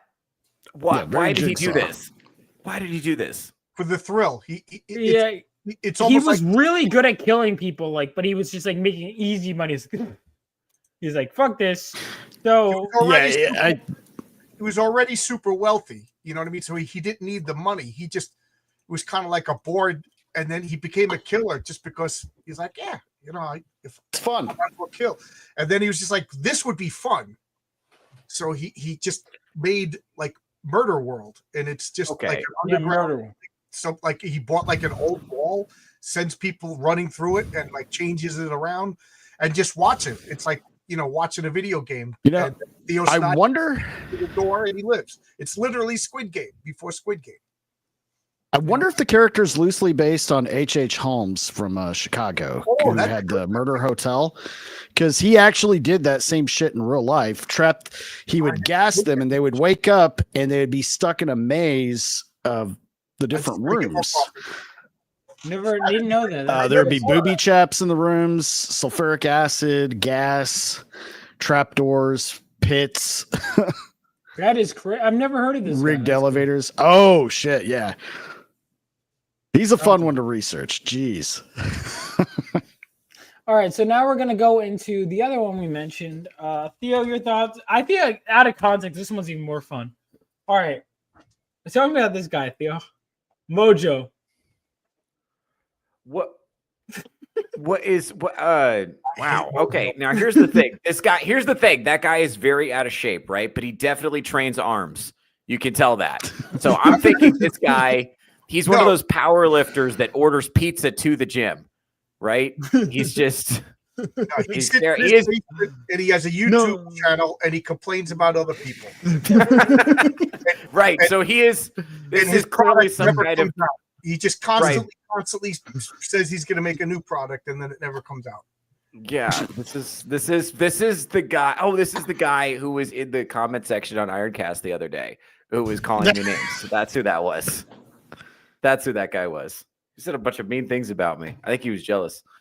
Yeah, that's crazy. What is this guy do? How does he go anywhere? How does he go anywhere with his He's got a little spider wheelchair thingy. Okay. Why is he like this? Why is he so heavy?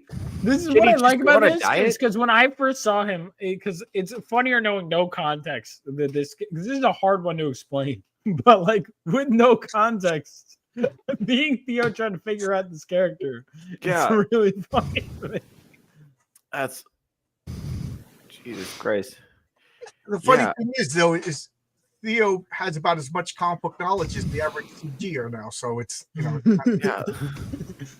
So all right, so Mojo is from the Mojoverse. It's another dimension that he took over. So he is part of a race called the Spineless Ones. He literally doesn't have a spine. And so he has this machine. And basically what he does is he has this thing. What do they call it? Battle World or what? No, what do they call it? Mojo World. Mojo World. Mojoverse. Right. So he has this whole television program and he'll kidnap people and he'll make them fight for his entertainment. Well, not for his entertainment. He's like a movie producer. He's like a television producer and he makes reality shows. Yeah. And he puts reality shows on his universe. And every once in a while he'll like kidnap the X-Men and because the viewers like the X-Men and they just do like crazy scenarios. Or the X-Babies, because for some fucking reason the editorial was obsessed with the X-Babies. It's funny, like him and Arcade almost overlap, in their they should cross over. I don't think I've ever read anything with them together. I don't think so. Now Mojo's not nearly as murderous. He values the X-Men as as entertainment. Yeah, he's like they're making fun of movie producers and television producers. Yes. Yeah, he's basically Harvey Weinstein. I've been saying this for years. You show me something, and I'll tell you the comic book that did it decades earlier. Like Squid Game is literally Arcade. Yeah, Arcade came out in the 70s. Mojo World is a commentary on reality TV. And that came out in 80. It was in Long Shot. Right. By the way, I asked Anna Senti because I asked her the concept. She told me that she had pitched the Spineless Ones to Art Adams, and that she was like, "All right, what do you want to draw?" And he came up with the ideas like, "What if they are literally spineless?" Because she was like, "These people are spineless." He came up with the idea. He took that literally in the notes, and that's why they look the way they do. That's what she told me, which I think is really cool, behind the scenes stuff. Okay, who's someone else we could show Theo out of context? Shadow King. Oh, well, see, is he a? All right, yeah, we'll go with it. We'll go with Shadow King.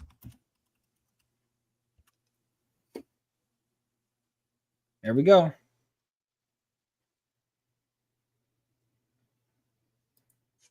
Okay.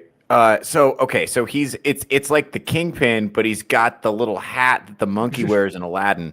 So I don't know what that's about.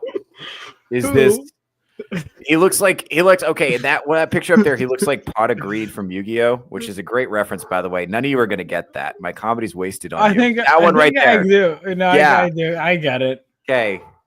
I don't know. What is that? Is the hat central to the character? Is that important? It's his ethnicity.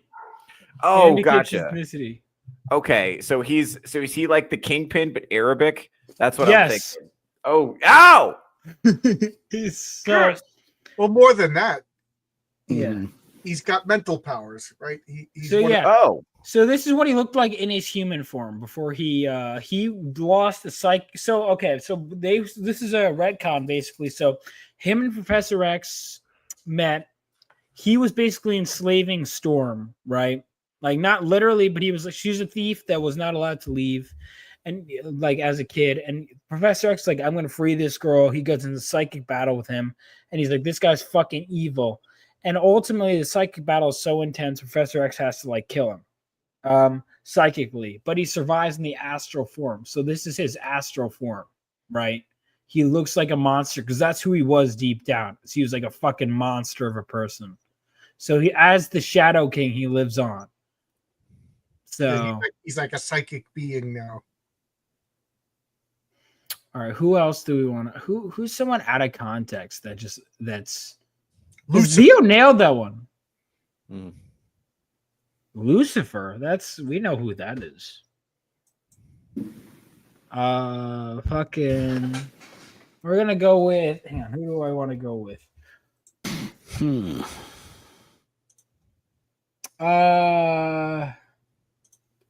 Fuck, this is good.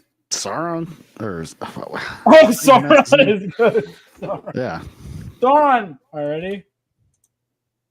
There we go. Sauron.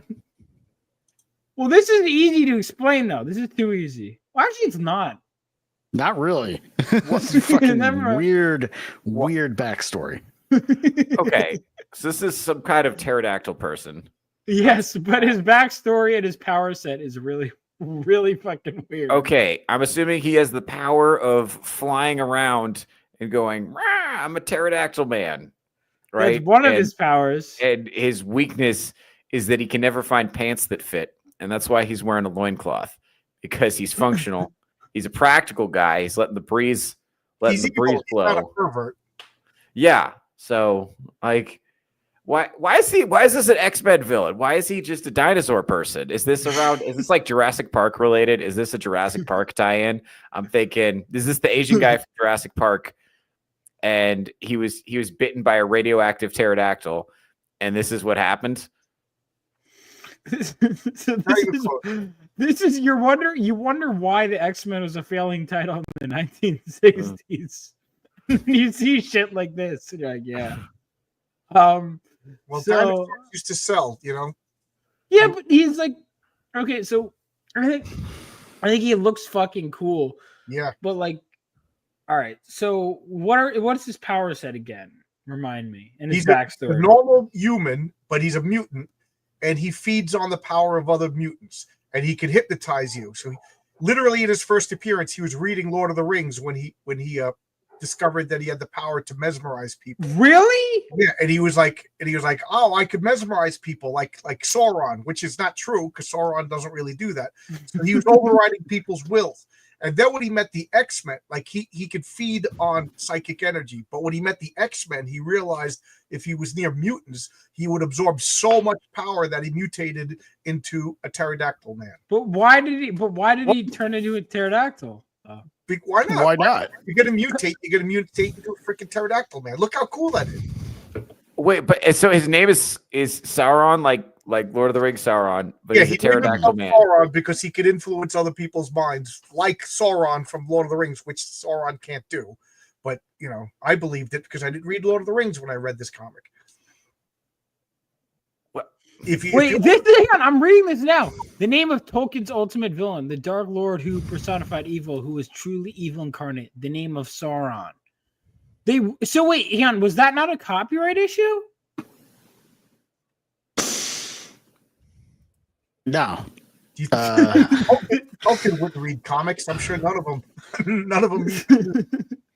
Like there has been no legal. I don't. He didn't. Well, he was not known. There were so many different medias that would use shit from his book. I don't think he cared. Found it more flattering than anything. They never went after anybody. Led Zeppelin, every third Led Zeppelin. That's what I mean.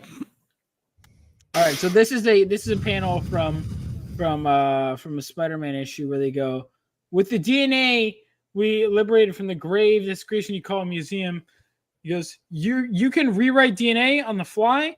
You're using it to turn people into dinosaurs. You can cure cancer. It's like, I don't want to cure cancer. I want to cure. I want to be a dinosaur. Yeah.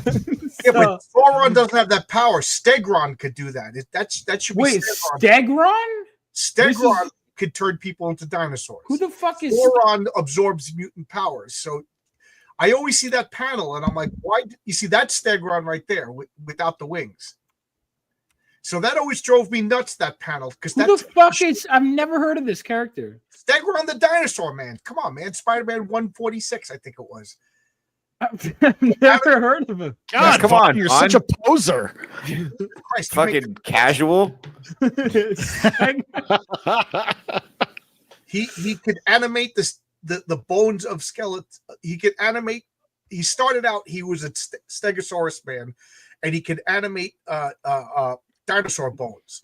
So he fought Spider-Man in the museum, and then they brought him to the Savage Land, and he was just like, oh, you just brought me to like the most powerful place, because it's just bones everywhere, and he just raised like an army. And then later on, I think he could turn people into dinosaurs and stuff like that. You know, power creep happens. But Sauron could, as far as I know, in comic books, he absorbs mutant powers. He and feeds on it, and then he looks at you in the eyes, hypnotizes you. You stand still. He grabs your skull, and because remember that issue when he grabs Storm's skull? He was a normal looking guy, and Storm was just like looking at him, and he grabbed her head, and then the last page he mutated into Sauron.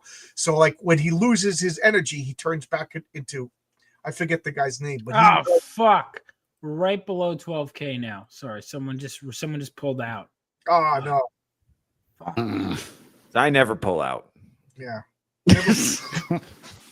Send them over. God damn it. All right, yeah, we will shout out your book, but all right. Put your link in the chat, John. You got it. Thank you. Yeah. Because I know, you guys, back my book. I know the difference between Marvel superhero dinosaur guys. Yeah. God damn it, we are so close. Like that tourist Von Coleman. Really. He didn't even know about lightning bad. Jeez. Right? Or I'm gonna say $23 from. Yeah, come on. We just need one more. The greatest dinosaur villain of all time is an atomic robo. There's Dr. Dinosaur. And he is awesome. And every time he shows up, I tried to put it in the public. I forgot about the private chat. I can't. I could put it in the public. You're not modded? I'll mod you. Every time Dr. Dinosaur shows up, he retells his origin, and it's always different. And Atomic Robo is just like, you expect me to believe that crap? He goes, no, I expect you to believe that I'm going to kill you. You know, he's just he's one of my favorite villains. Guys, Atomic Robo is so good. And the comic, I think it just didn't sell too well, but you know, he was a robot created John, by. Type something in the chat. I'll mod you. Oh, okay. I'm just going to put hello. How you doing? Thank you, Juan. And I'll mod you next time you're in my chat. But, I don't know. Do you guys? I know, Theo, you're not a comic book guy. How did you get hooked up in all of this if you're not really a comic book guy? What brought you to the? Okay, do you remember? John? What's funny is like you are actually part of my origin story with this, if you can believe it. So, do you remember that episode of the MSK show that you and I were on together in like September of last year, give or take? Right, so that was my first ever live stream appearance. Really? Ever. I'd never been on a live stream before. And then after that, it was just kind of one thing led to another. I was on your show. I was on Iron Oxide's show, the Rogues Gallery, which is where I met Von Coleman. And then eventually I realized, like, after talking to you and looking at and talking to a few other people, I was like, oh, I could just do my own show. I don't have to wait to get invited on a show. I can just start making my own show. So I started doing that. And then one thing led to another. And then I had Vaughn on my show Touch Grass with Theo Snodgrass, Saturdays. Yeah, good show. Pacific Standard Time. A lot of fun. It's a panel show. We talk about a lot of fun issues. And I had Vaughn on there one day. We were talking about, we were bitching about women, honestly. That's what was happening. Vaughn was bitching. I was trying to educate the young man. And then he had the idea. He was like, dude, I've got a great idea for a book. Let's do it. I had come up with, so I was writing a story for Reapers in Pursuit, which as soon as Phenomenova issue 3, as soon as we're done with this campaign, we're starting pre-launch for a book with Ali. I think we're going to do Indiegogo, even though my preferred platform is now Kickstarter. We're doing Indiegogo because Indiegogo is Kickstarter is very protective of, you can't have multiple campaigns going until you've reached a certain threshold, and even then we limit it. So, which is understandable. They want to make sure everyone's, good. So, Ali and I, this book is like a quick turnaround time. Like, as soon as we get enough money to pay off whatever fees we have to print it, going right to the printer, and then it'll be on our website, whatever, and Amazon. But a short story I was writing about, like an evil succubus, and then the phrase "I can fix her" popped into my head, and I immediately stopped what I'm writing. And I messaged Theo, my good friend Theo Snodgrass, and I go, Theo, I haven't even thought of a name for an idea for the story yet. I just go, Theo, I want to make a comment with you. I have an idea. The idea was literally the name, and I knew as soon as I messaged Theo, the name was enough for us to come up with the whole story. And within like 2 to 3 hours, we just bang out the whole story. Speaking of stories, we have a writer who is joining us. I'm not trying to make you nervous, sweetheart. You don't have to do that every time. You don't have to do that every time. I'll get something cooler. God, I'm butt sauce. All right, all right. I'll come with something cooler. Ready? But wait, there's more. Hang on to your seat, baby, because this one's a screamer. There we go. There we go. That appeals to my Sicilian side. All right, thank you. What's up, guys? I see that you made like at least like $600 since I transferred my huge audience over to you. That's not. I was but we were at 12K. We hit the 12K stretch goal, and then someone refunded, and now we're that's slightly hilarious. below it. Yeah, you need like 20, not even 20 bucks. Kickstarter. The problem with Kickstarter is people like, because they don't take the payment until after the fact, they're very flaky. And it's a common thing. You ask any Kickstarter creator, they'll be like over it, and then they're like, yeah, we gotta go. And then people will be like, I just can't. Like, I've never pulled out of a Kickstarter. Yeah. Another thing you got to watch out for on Kickstarter. So everybody watching this, even you may, the payment might not get processed right at the closeout like it's supposed to. So even if you think it's going to, just check on your all your contributions and make sure that the payment method is still updated. You might have to. I had to do that once before because I thought I did something and the payment never got processed, so I had to go and re-enter it, and it went through just fine. But there are little like glitches like that with Kickstarter you got to watch out for. It happens, but at least the intention is to protect the backers. So I get it. Yeah, I understand why it does it.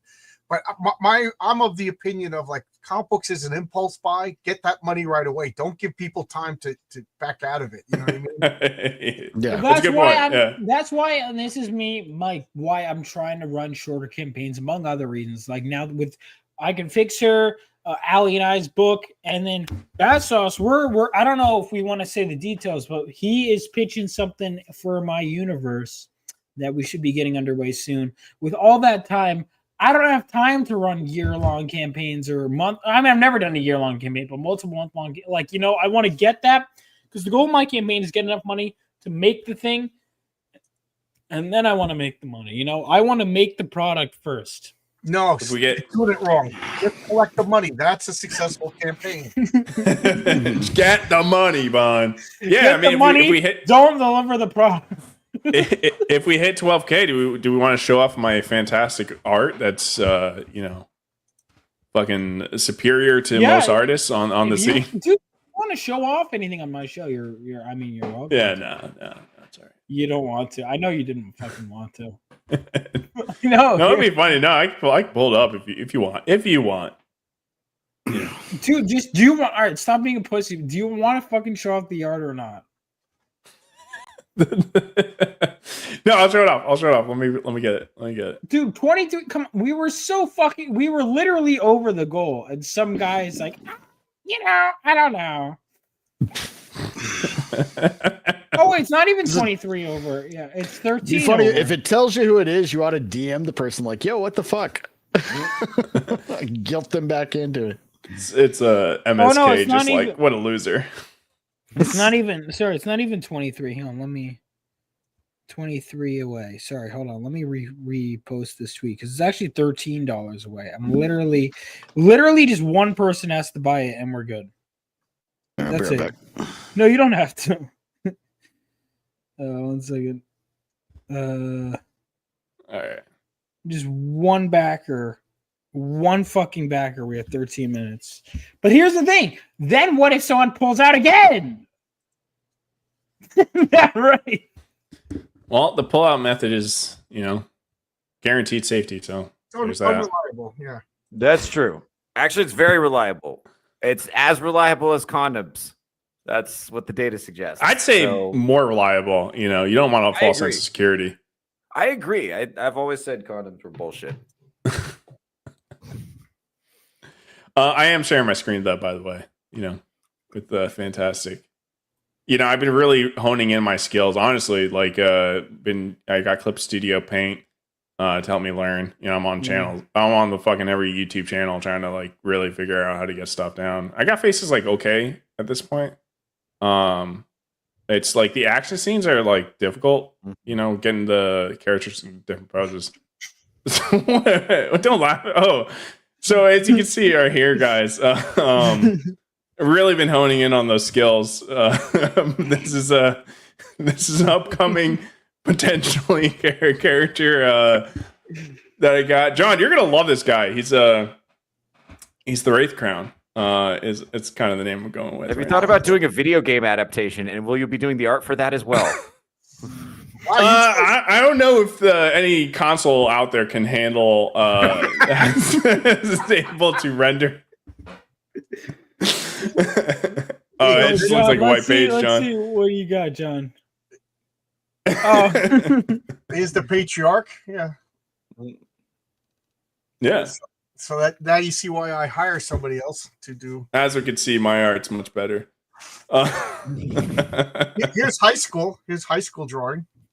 Yeah. You drew that in high school? Yeah.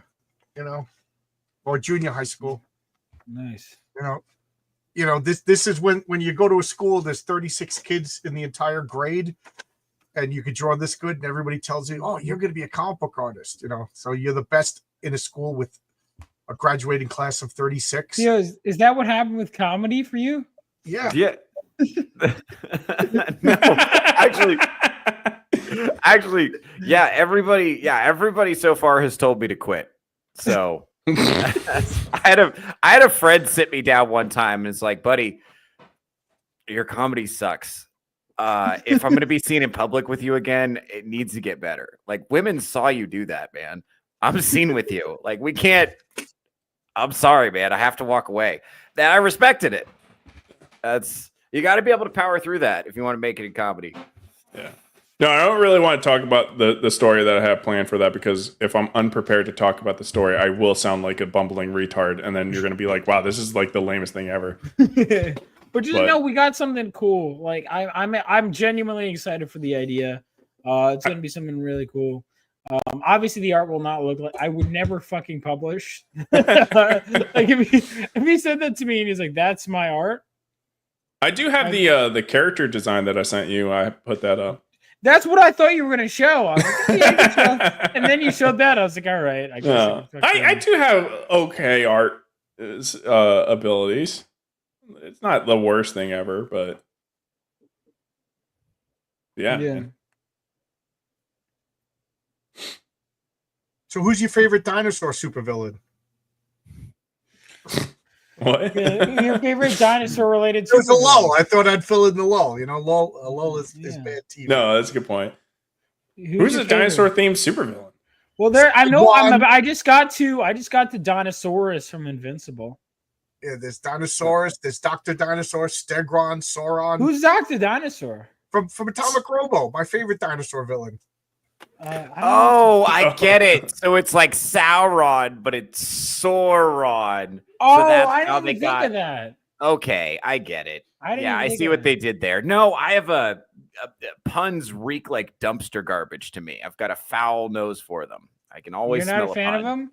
I hate puns. Are comedy in the same way that a kazoo is a musical instrument. Kind of, but not really. So, what is your favorite kind of who are your favorite comedians? Patrice O'Neill is. Oh, what a one. basic bitch answer. Why is that? Okay. I feel like I hear every comedian be like, Patrice O'Neill's the best comedian ever. Like, people just didn't understand his comedy. That's true. He's a genius. Hey, Andy Kaufman, am I going to get made fun of? No, Andy Kaufman's excellent. He's just kind of a weird. I like weird misunderstood people. That's interesting to me. I'd say You know who misunderstood Andy Kaufman? Who? Jim Carrey.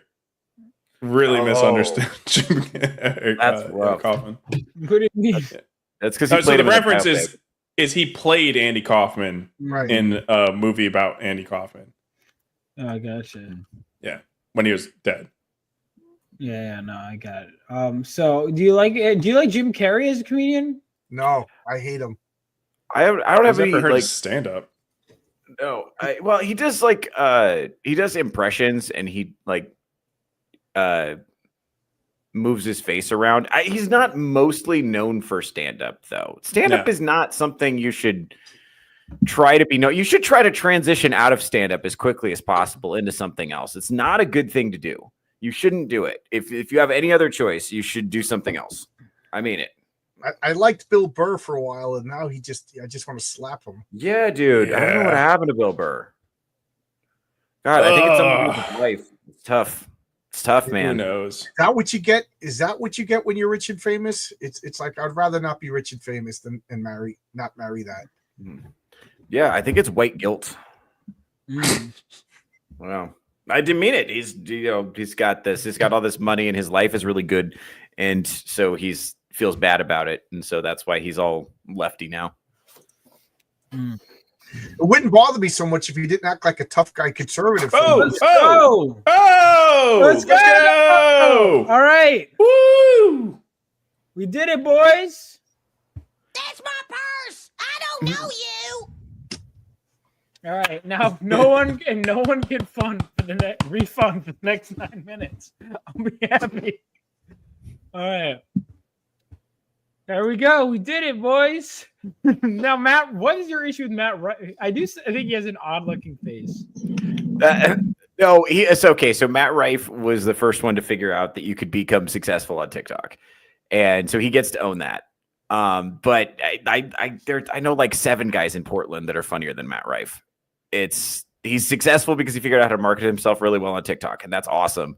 But he's not successful because he's good at writing jokes, and he's not successful. Are you one of them, Theo? What? Oh, I don't live in Portland. Do you think you're funnier than Matt Rife? Theo, can you do me? I want you to do. I don't think. This is like an Olympic event that I'm asking you to do. I want you to write an entire comedy stand-up special where you never mention a woman. Yeah, it's funny you should say that. So I'm. When he gets a woman, he'll start doing that. Yeah. So I'm actually working on a bunch of new stuff right now. So I'm not going on the road again until, probably at least a couple of months. So I'm just like hanging out in Vegas, working on some new stuff. It's really exciting to do because Vegas isn't as restrictive as the Pacific Northwest. So I don't have to like not mention anything because no one cares. If the guy before me is like talking about like licking his own asshole or whatever, nobody's going to listen to what I was saying anyway. No one's going to get offended by it.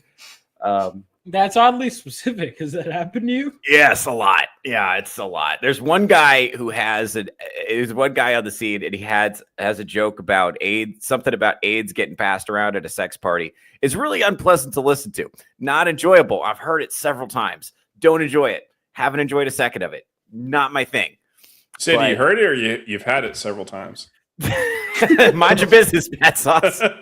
Mind your business. Yeah, that's good. But no, I'm working on something right now. We're gonna see how it goes. I don't know what it's gonna turn into. It's too soon to talk about it because I just started. I've noticed my writing is moving in a different direction, and I'm like, oh, that's new. I wonder what that's. It's like when you start sprouting new body hair. Vaughn, you'll this will happen to you in a Fuck couple. off! Start sprouting hair. Off! I'm like, 26. Fuck off!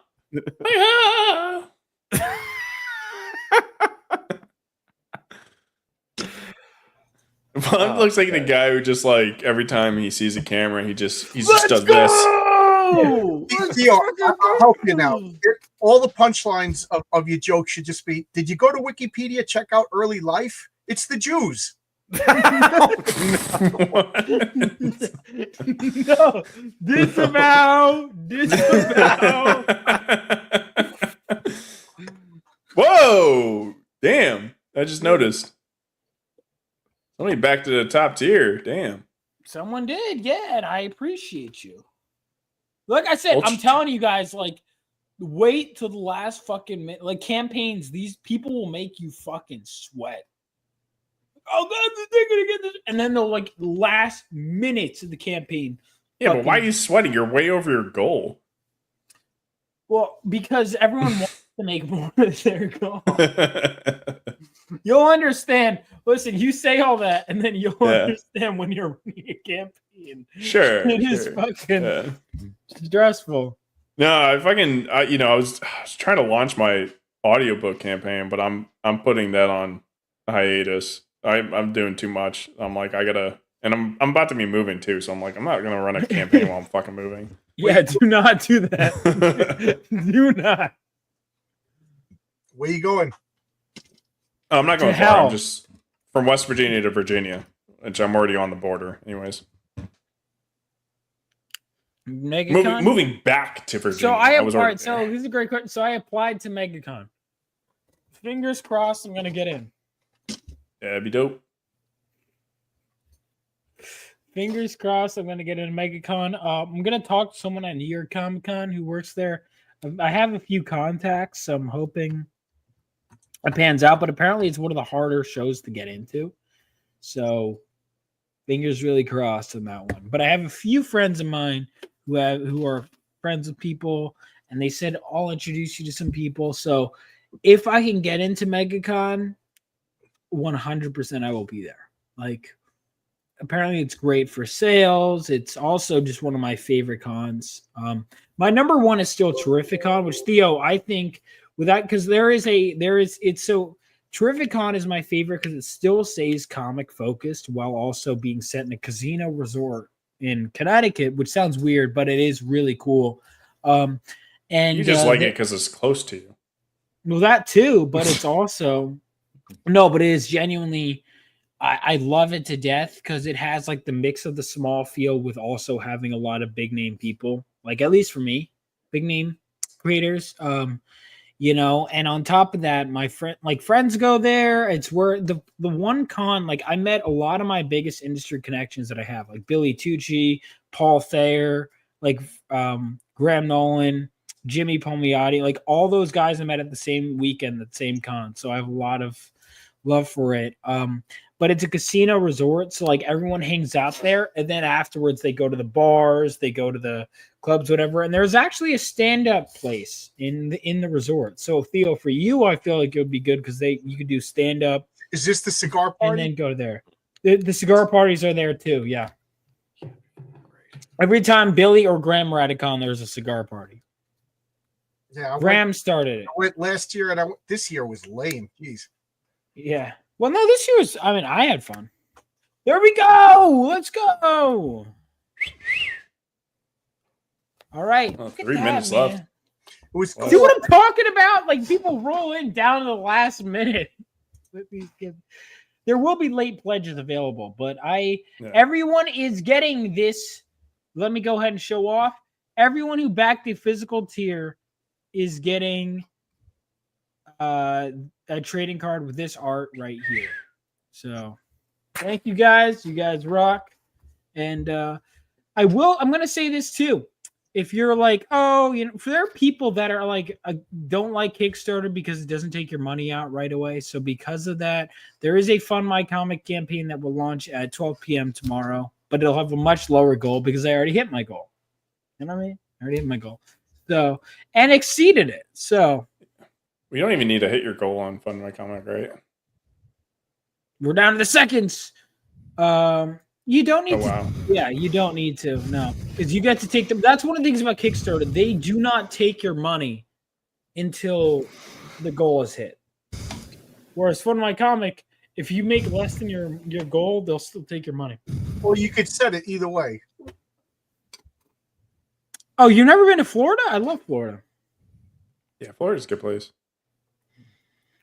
Yeah, FMC is good.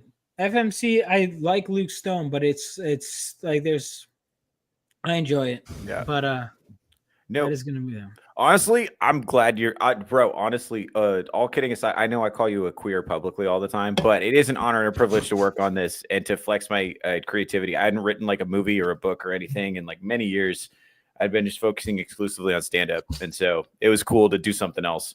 And also, like breaking into the nerd scene like this, I think there's a lot more opportunities for a comic in kind of the nerd space, actually. Like looking at what Chrissy Mayr's been able to do just with like YouTube and her proximity to the fellowship. It's like, bro, nerds need to laugh too. So that's true. That does seem to be helpful. I don't have Chrissy is hilarious though.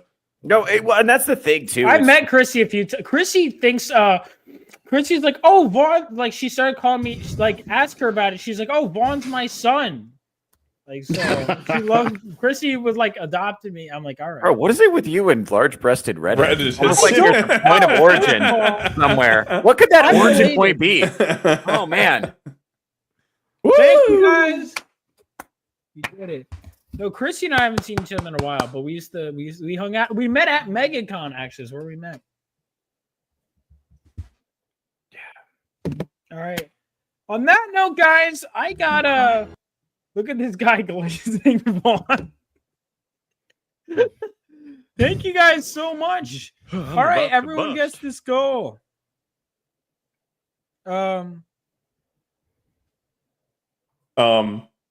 Vaughn.exe, like holy shit, whenever Vaughn streams longer than like 30 minutes, it's fucking horrid. What do you mean? What do you mean? You just didn't even realize you were like stopped mid-sentence. Because I was reading a text from my good friends that wanted me. Why would you do that? Why would you do that mid-sentence? You're streaming, Vaughn. It's been great. No, really, this has been great. Thank you guys for coming out for my closeout stream. John, I'm going to go ahead and pull up your book. Oh, but first, all right, you want to show this on air? No, this looks good. All right. What do you mean? This doesn't look bad. No, it doesn't look bad at all. I'm just wasn't sure if you wanted to show it yet. Better than I could draw. That's great. Yeah. So that is a character for Thank an you. upcoming book that will be set in the Phenomenova universe that Bat Sauce, my boy Bat Sauce, is writing. Was that Looks like Sauron. Yeah. No, it's obviously a huge influence from the Witch King. Yeah, it's gonna be in Vaughn's book, so it's Lord of the Cock Ring.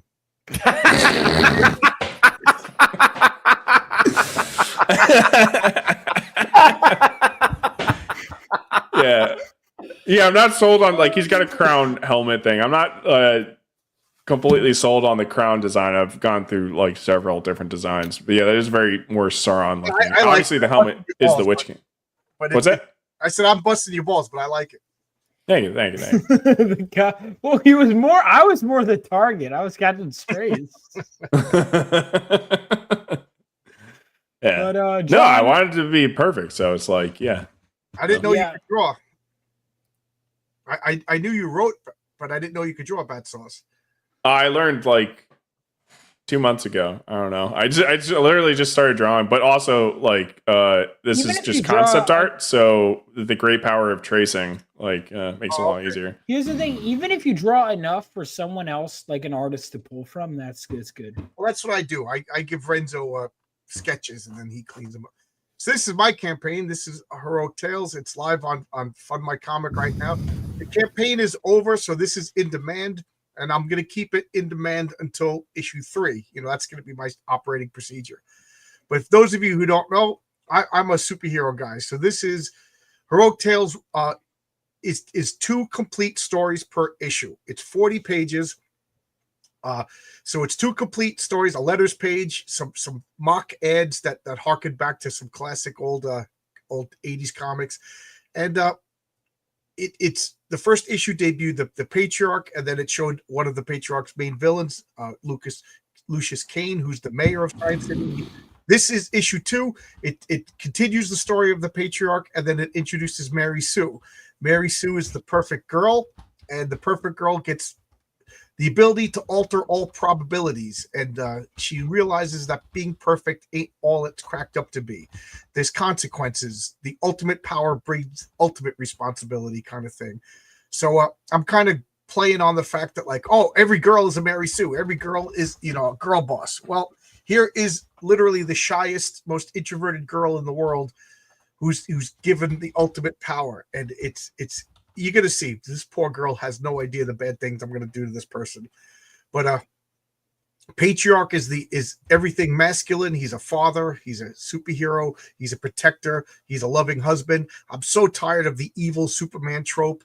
So he is a good guy. Like, if you notice, I got a couple of criticisms, but like on the first 2 pages, he comes to fight a supervillain, but he doesn't throw the first punch. He tries to talk him down. He's like a dad.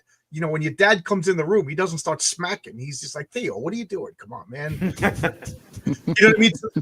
That's his standard operating procedure. You know, like, you know what I mean? He behaves like a father.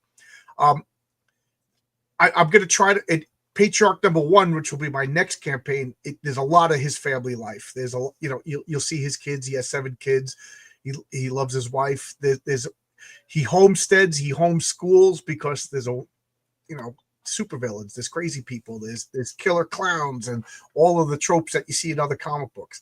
So he can't raise kids in public. He has no secret identity. You'll see his origin next issue.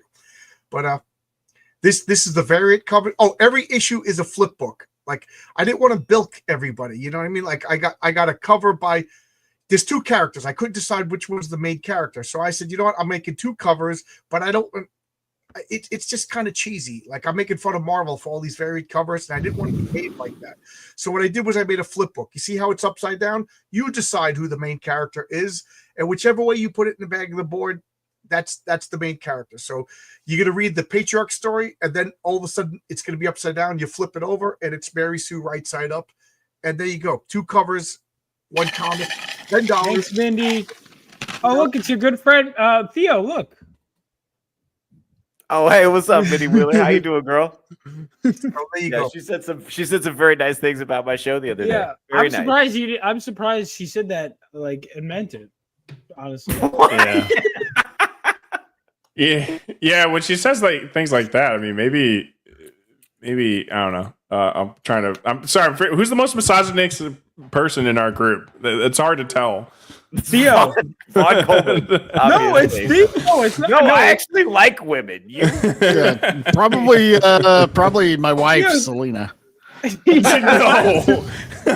Honestly, like, the women in our group are probably the most. Well, MSK maybe. Yeah. MSK is probably the most sexist. I don't know.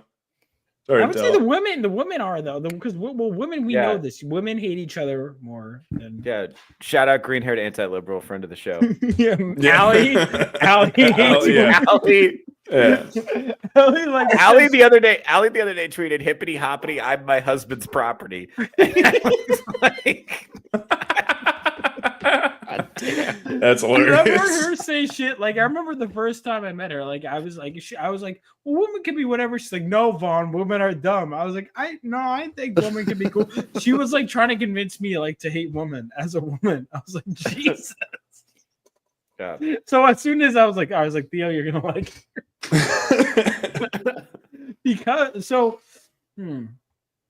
her. Yeah, I don't know.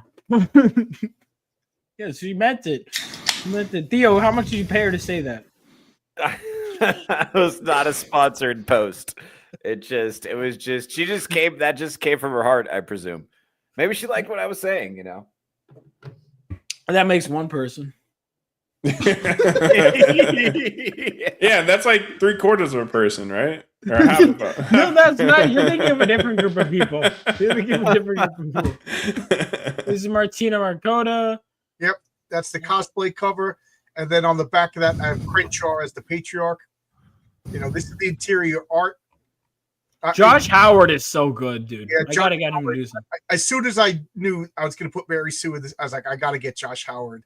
And then the Subterranean, he's like he lives below Science City, and you know, mushrooms are growing on his skin and everything. And when you hit him, the mushrooms create spores and you hallucinate. And I said, I got to get Jose Garcia to draw a cover because his artwork is so trippy and everything. So I got Jose Garcia doing a varied cover and Josh Howard, and that's the same comic. It's $10. You get both of those covers.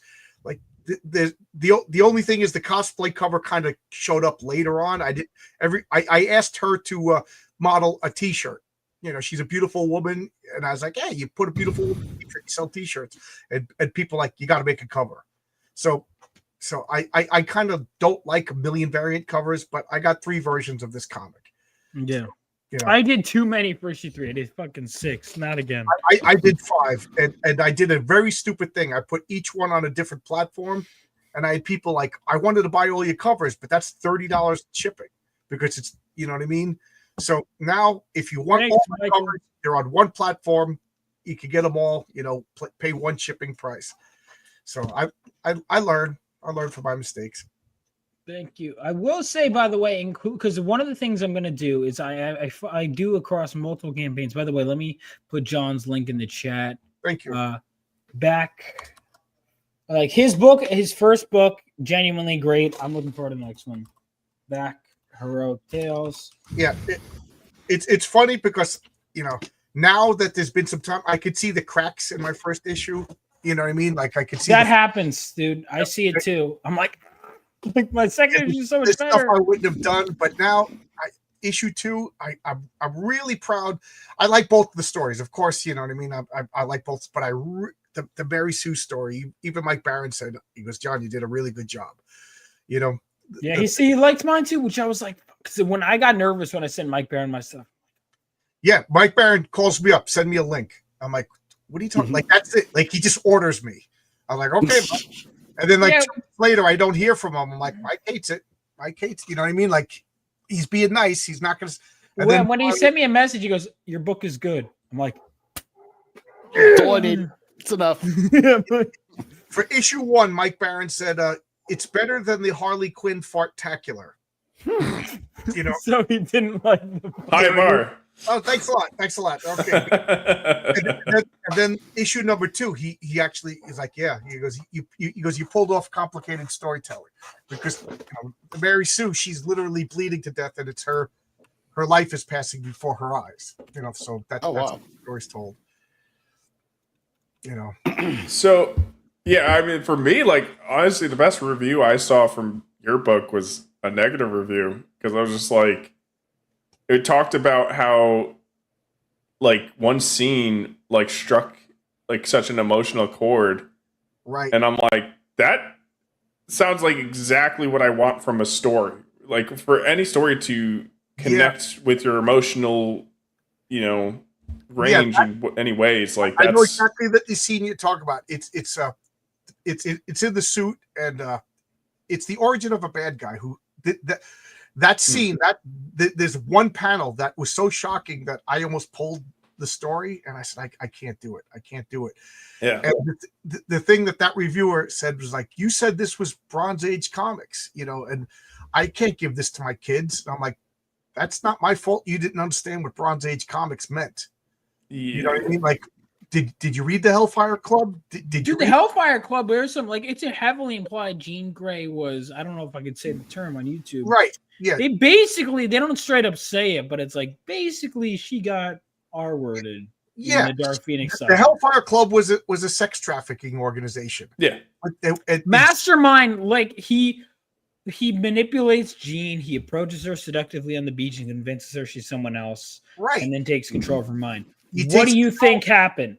Right. Why do you think she goes ballistic on him? They don't explicitly say it, but it's like, well, they explicitly show her sexually abusing an innocent man dressed up as the reindeer. You know what I mean? Like it was. Yeah. That's why I get so mad when I see all this fan art of Emma Frost. You know that she's the queen. Like she's well, actually, yeah. Emma Frost was like horrible, dude. Yeah, she was. They never should have turned her into the. Well, it's funny making her into a non-villain was stupid. Right, but what I was saying, what Bat Sauce was saying, this person read and got a little upset. Oh, okay. And you know what? I can't get mad at you because it's supposed to be shocking, and it's so shocking I almost pulled the story. But do you get the fact that this was a turning point? That this villain, he basically produced evidence, and then he used the evidence to blackmail to get a job. You know, like he could have used the evidence to get somebody arrested and save lives. That was the turning point where he literally sold his soul to the devil. And she was like, well, you know, that I can't read this to my kids. I'm like, you know, read the Punisher kicking open storage containers and saving children from sex trafficking. That was Bronze Age comics too. Yeah, there was a lot of dark stuff. I haven't read it yet, but I'm like, I feel like this is the exact thing that you were trying to accomplish by putting that in the story. I'm like, well, if he's able to convey that the way he wants, I'm sure he can convey a lot of things very strongly in the story. So I'm like, man, that's why back to issue 2, you know? Oh, thank you. Yeah. And guys, Ron, that artist, he retired, but he did a fan page of Patriarch Fighting the Raven, because that's going to be a Patriarch number 2. So I'm like, I got the variant cover, and he's like, thank you. So I was like, do you want to do a story? I wrote a story that is so dark. I asked Ron about it, and he was like, I love this. It's basically a serial killer story, and it's for the Raven, so it's like a Punisher type story. I can't believe, but it'll fit in the Bronze Age. You know, there's a lot of stuff implied, but there's worse stuff implied in the Hellfire Club story. But geez, it is really dark. And then I'm writing another story that is so dark I might actually put like mature audience, not safe for work on the cover. And Ron's like, yeah, I'll draw that. So, but this Raven character just makes me want to do dark stuff. Patriarch stories are going to be bright eyed and and sunny and everything, but whatever. Yeah. But my friends can't organize for shit, so it turns out I wasn't going out tonight, so I gotta hang out. Oh, loser. Wait, tonight? It's already fucking past midnight. I know. I literally just walked. There are bars within walking distance. So yeah, look, dude. Yeah, you're always. I'm assuming you're going to go try to pick up women. I'm like, man. Never try to pick up a woman after 1 a.m. No, man. that's when you. No, hang on. Let me correct you. So Vaughn. I was in Las Vegas, Nevada. I'm like going to Chipotle right before they close. I get it's the easiest. I get it's the easiest. No, time. I know that's where you have to make a decision. Because you understand? Are you going to pick up a quality woman? The decision's made. Are you gonna pick up a quality woman after that time? Absolutely not. Do you think quality women are hanging out in bars, buddy? No, I don't. Well, maybe some, but I haven't. Yeah. Well, hang out like from time to time, or do they hang out in a bar? Theo, let me see that wedding ring, buddy. You give a lot of this advice. I'm sick of your shit, honestly. Hey, man, it's not too late for you. I'm just trying to say. I know. It's not too late for you. That's what I'm saying. I'm trying to discourage you from wasting your time with bad strategies. Back me up, Mindy Wheeler, if you're still in the chat. Back me up. Tell this young man that he should not be meeting a woman in the bar. You don't want to meet the future Mrs. Von Coleman, or who am I kidding? Who am I kidding? You're going to take her last name. But whoever she is, fuck you. You don't want to meet her in a bar. And besides, what happened to that nice stripper you cash apped? I liked you guys together. I didn't. You go to the girl at the bar, and you go, hey, I'm Von Coleman. I have a comic on Fund My Penis. And there you go.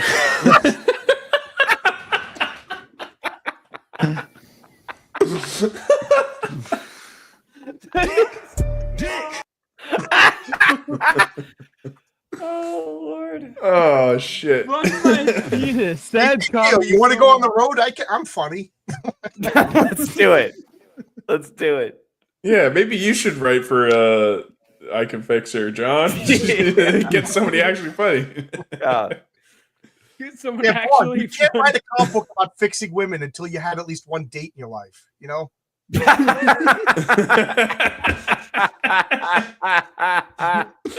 Well, more all right. So the point is, I Can Fix Her as a joke title because you can't fix. Yeah. You can't. Thank you for explaining that. We totally went over. I thought it was an advice column. Oh, okay. Yeah.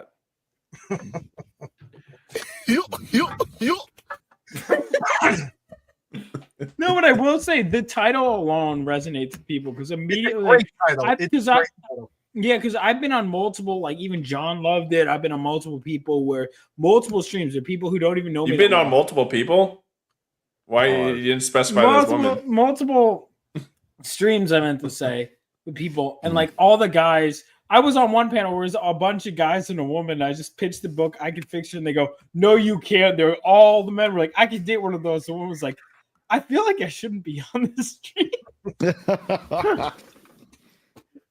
They were like, "You cannot." That's what they all say. Like that's like every man has a visceral reaction to that phrase because they've all fucking been like. Everyone's been there, you know. Mm-hmm. Unfortunately, Bad Sauce. There's a character that's legally distinct from you. In the book. Yeah. Yeah, legally distinct. Okay. I sure hope they don't have like a car-related death. That would be really sad. Oh shit. Yeah, can you share any of the deaths, or would that just be ruining it?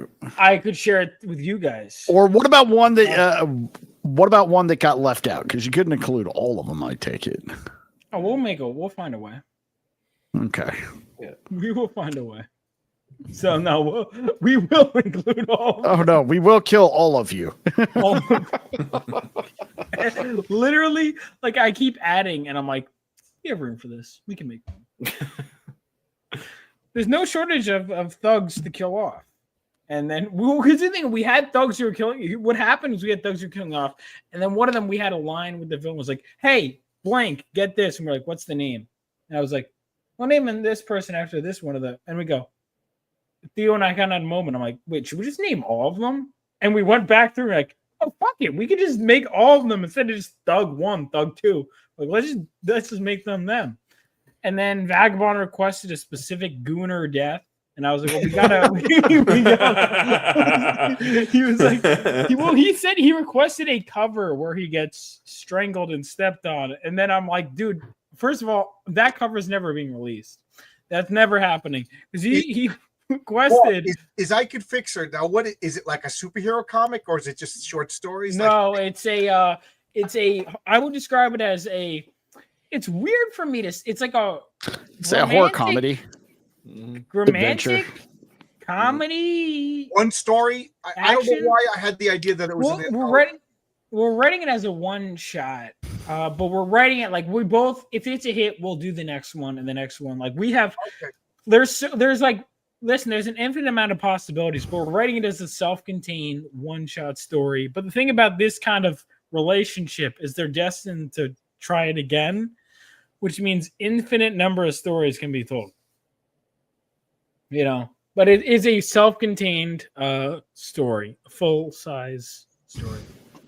If I have Eddie is Doomed, it's going to be a self-contained one issue, one shot, and that was on the back burner because Tonic Bowl had a lot of, but he's all caught up now, and man, he's burning through pages. So I might have 2 campaigns next year.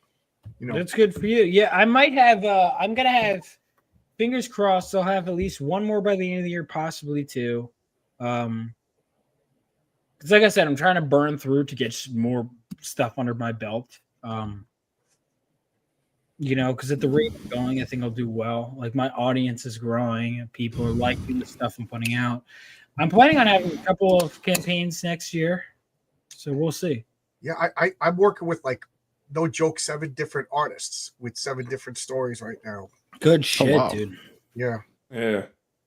I mean, if I could toot my own horn, like a couple of people reached out and were like, I want to work with you. I was like, all right, give me a couple of weeks. Let me get a story, you know, and I got a bunch of people. I mean, if only if somebody did that for writers, hey, can you write this for me? I'd pay you. Yeah, I know. No one does that for us. I got offered one paying gig, you know, but the thing is, I don't want to write other people's characters. I see. I love that. I like, but when I approach someone else's characters, they take it from a different place. Like I got approached to write. I'm writing Zach's book, right? My buddy Zach. When I do that, I just approach it as a shepherd. I'm a shepherd for someone else's. I like, right. But I don't have that burning desire to tell a story. You know what I mean? Like my characters, I love my characters. I want to tell stories, but like I'm most passionate about my own. But like I found the way. Like I really like Zach's challenge and what he's going through. So what I would do is I'd spend hours on the phone. I'm like, what do you want? Or like editing for someone else. Same thing I do. I go when I do work for hire, because I've worked on a few projects. I go, okay, what is your vision?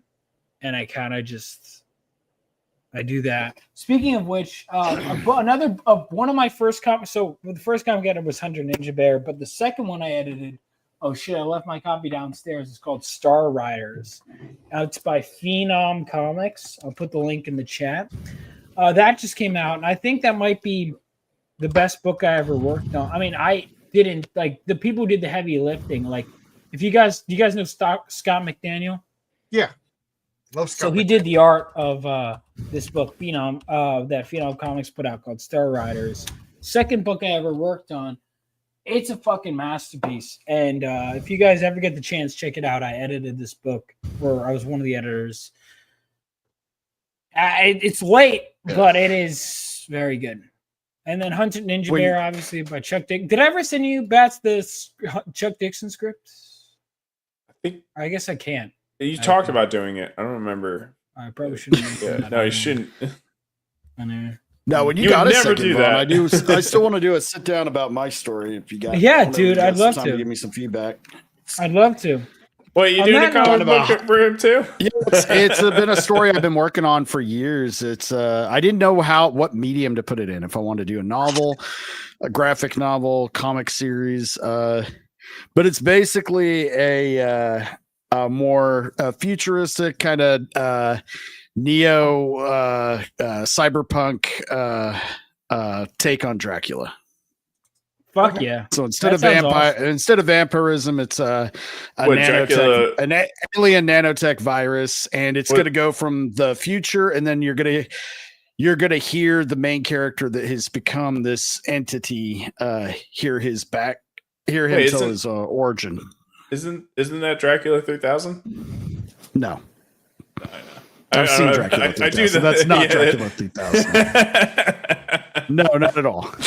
And it's really loose. It's very loose. It's just more Dracula inspired. I'm not taking any of the names of the characters or anything like that. Main characters. No, it's very loose, very much like Theo's butthole, but not that loose. All right. Well, on that note, guys, I'm going to close it out. Anyone else have anything you want to shout out, and then we'll talk after the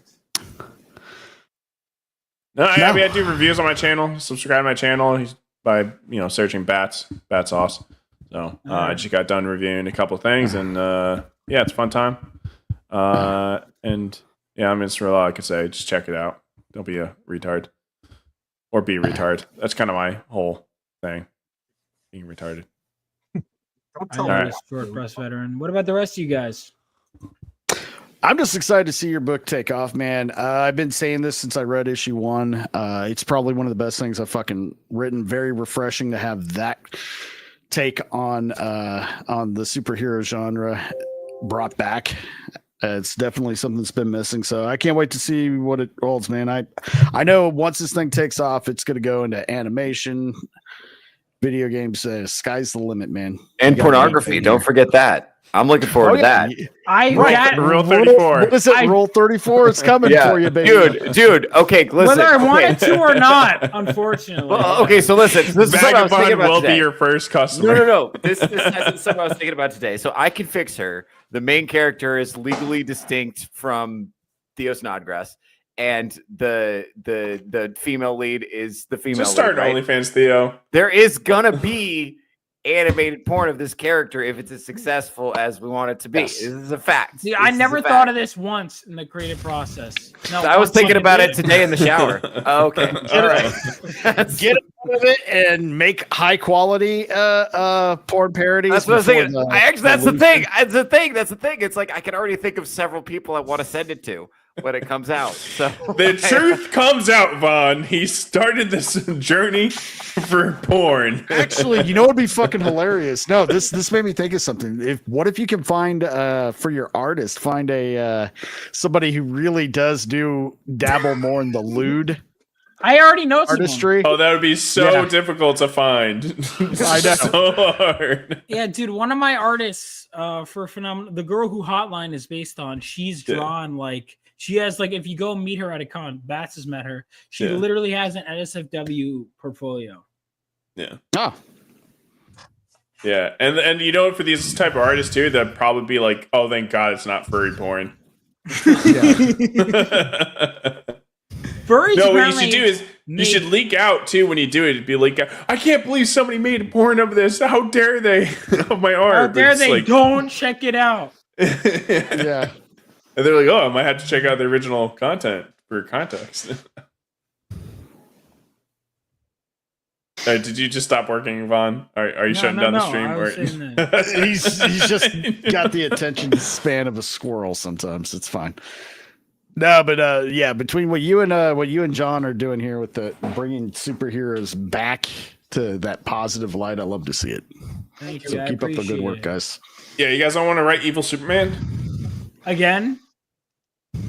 No? No. Right? Well, like, what if Superman was like the bad guy, like, you know, but like how a every bad guy is racist drawn. Yeah. I'm good, dude. I dropped off The Boys. Like I got so sick of that shit. Yeah, everybody did. Yeah. What if the bad guys were white supremacists? Right? Never been done before. So brave, so stunning. All right. On that note, hero punches Nazis. I'm gonna close it out. But thank you guys so much. We can keep talking afterward. But peace out. Have a great rest of your night. Good night. We call ourselves Phenomenova. Yesterday, the Stormbearers, a deadly group of mercenaries, took control of a nuclear reactor. Before we arrived on the scene, Galvanite, a superpowered teenage boy, attempted to stop them. He failed. His story ended there that day. Ours began shortly after. Today, I sift through the memories of that day. I will put the pieces together, and we will bring those responsible to justice.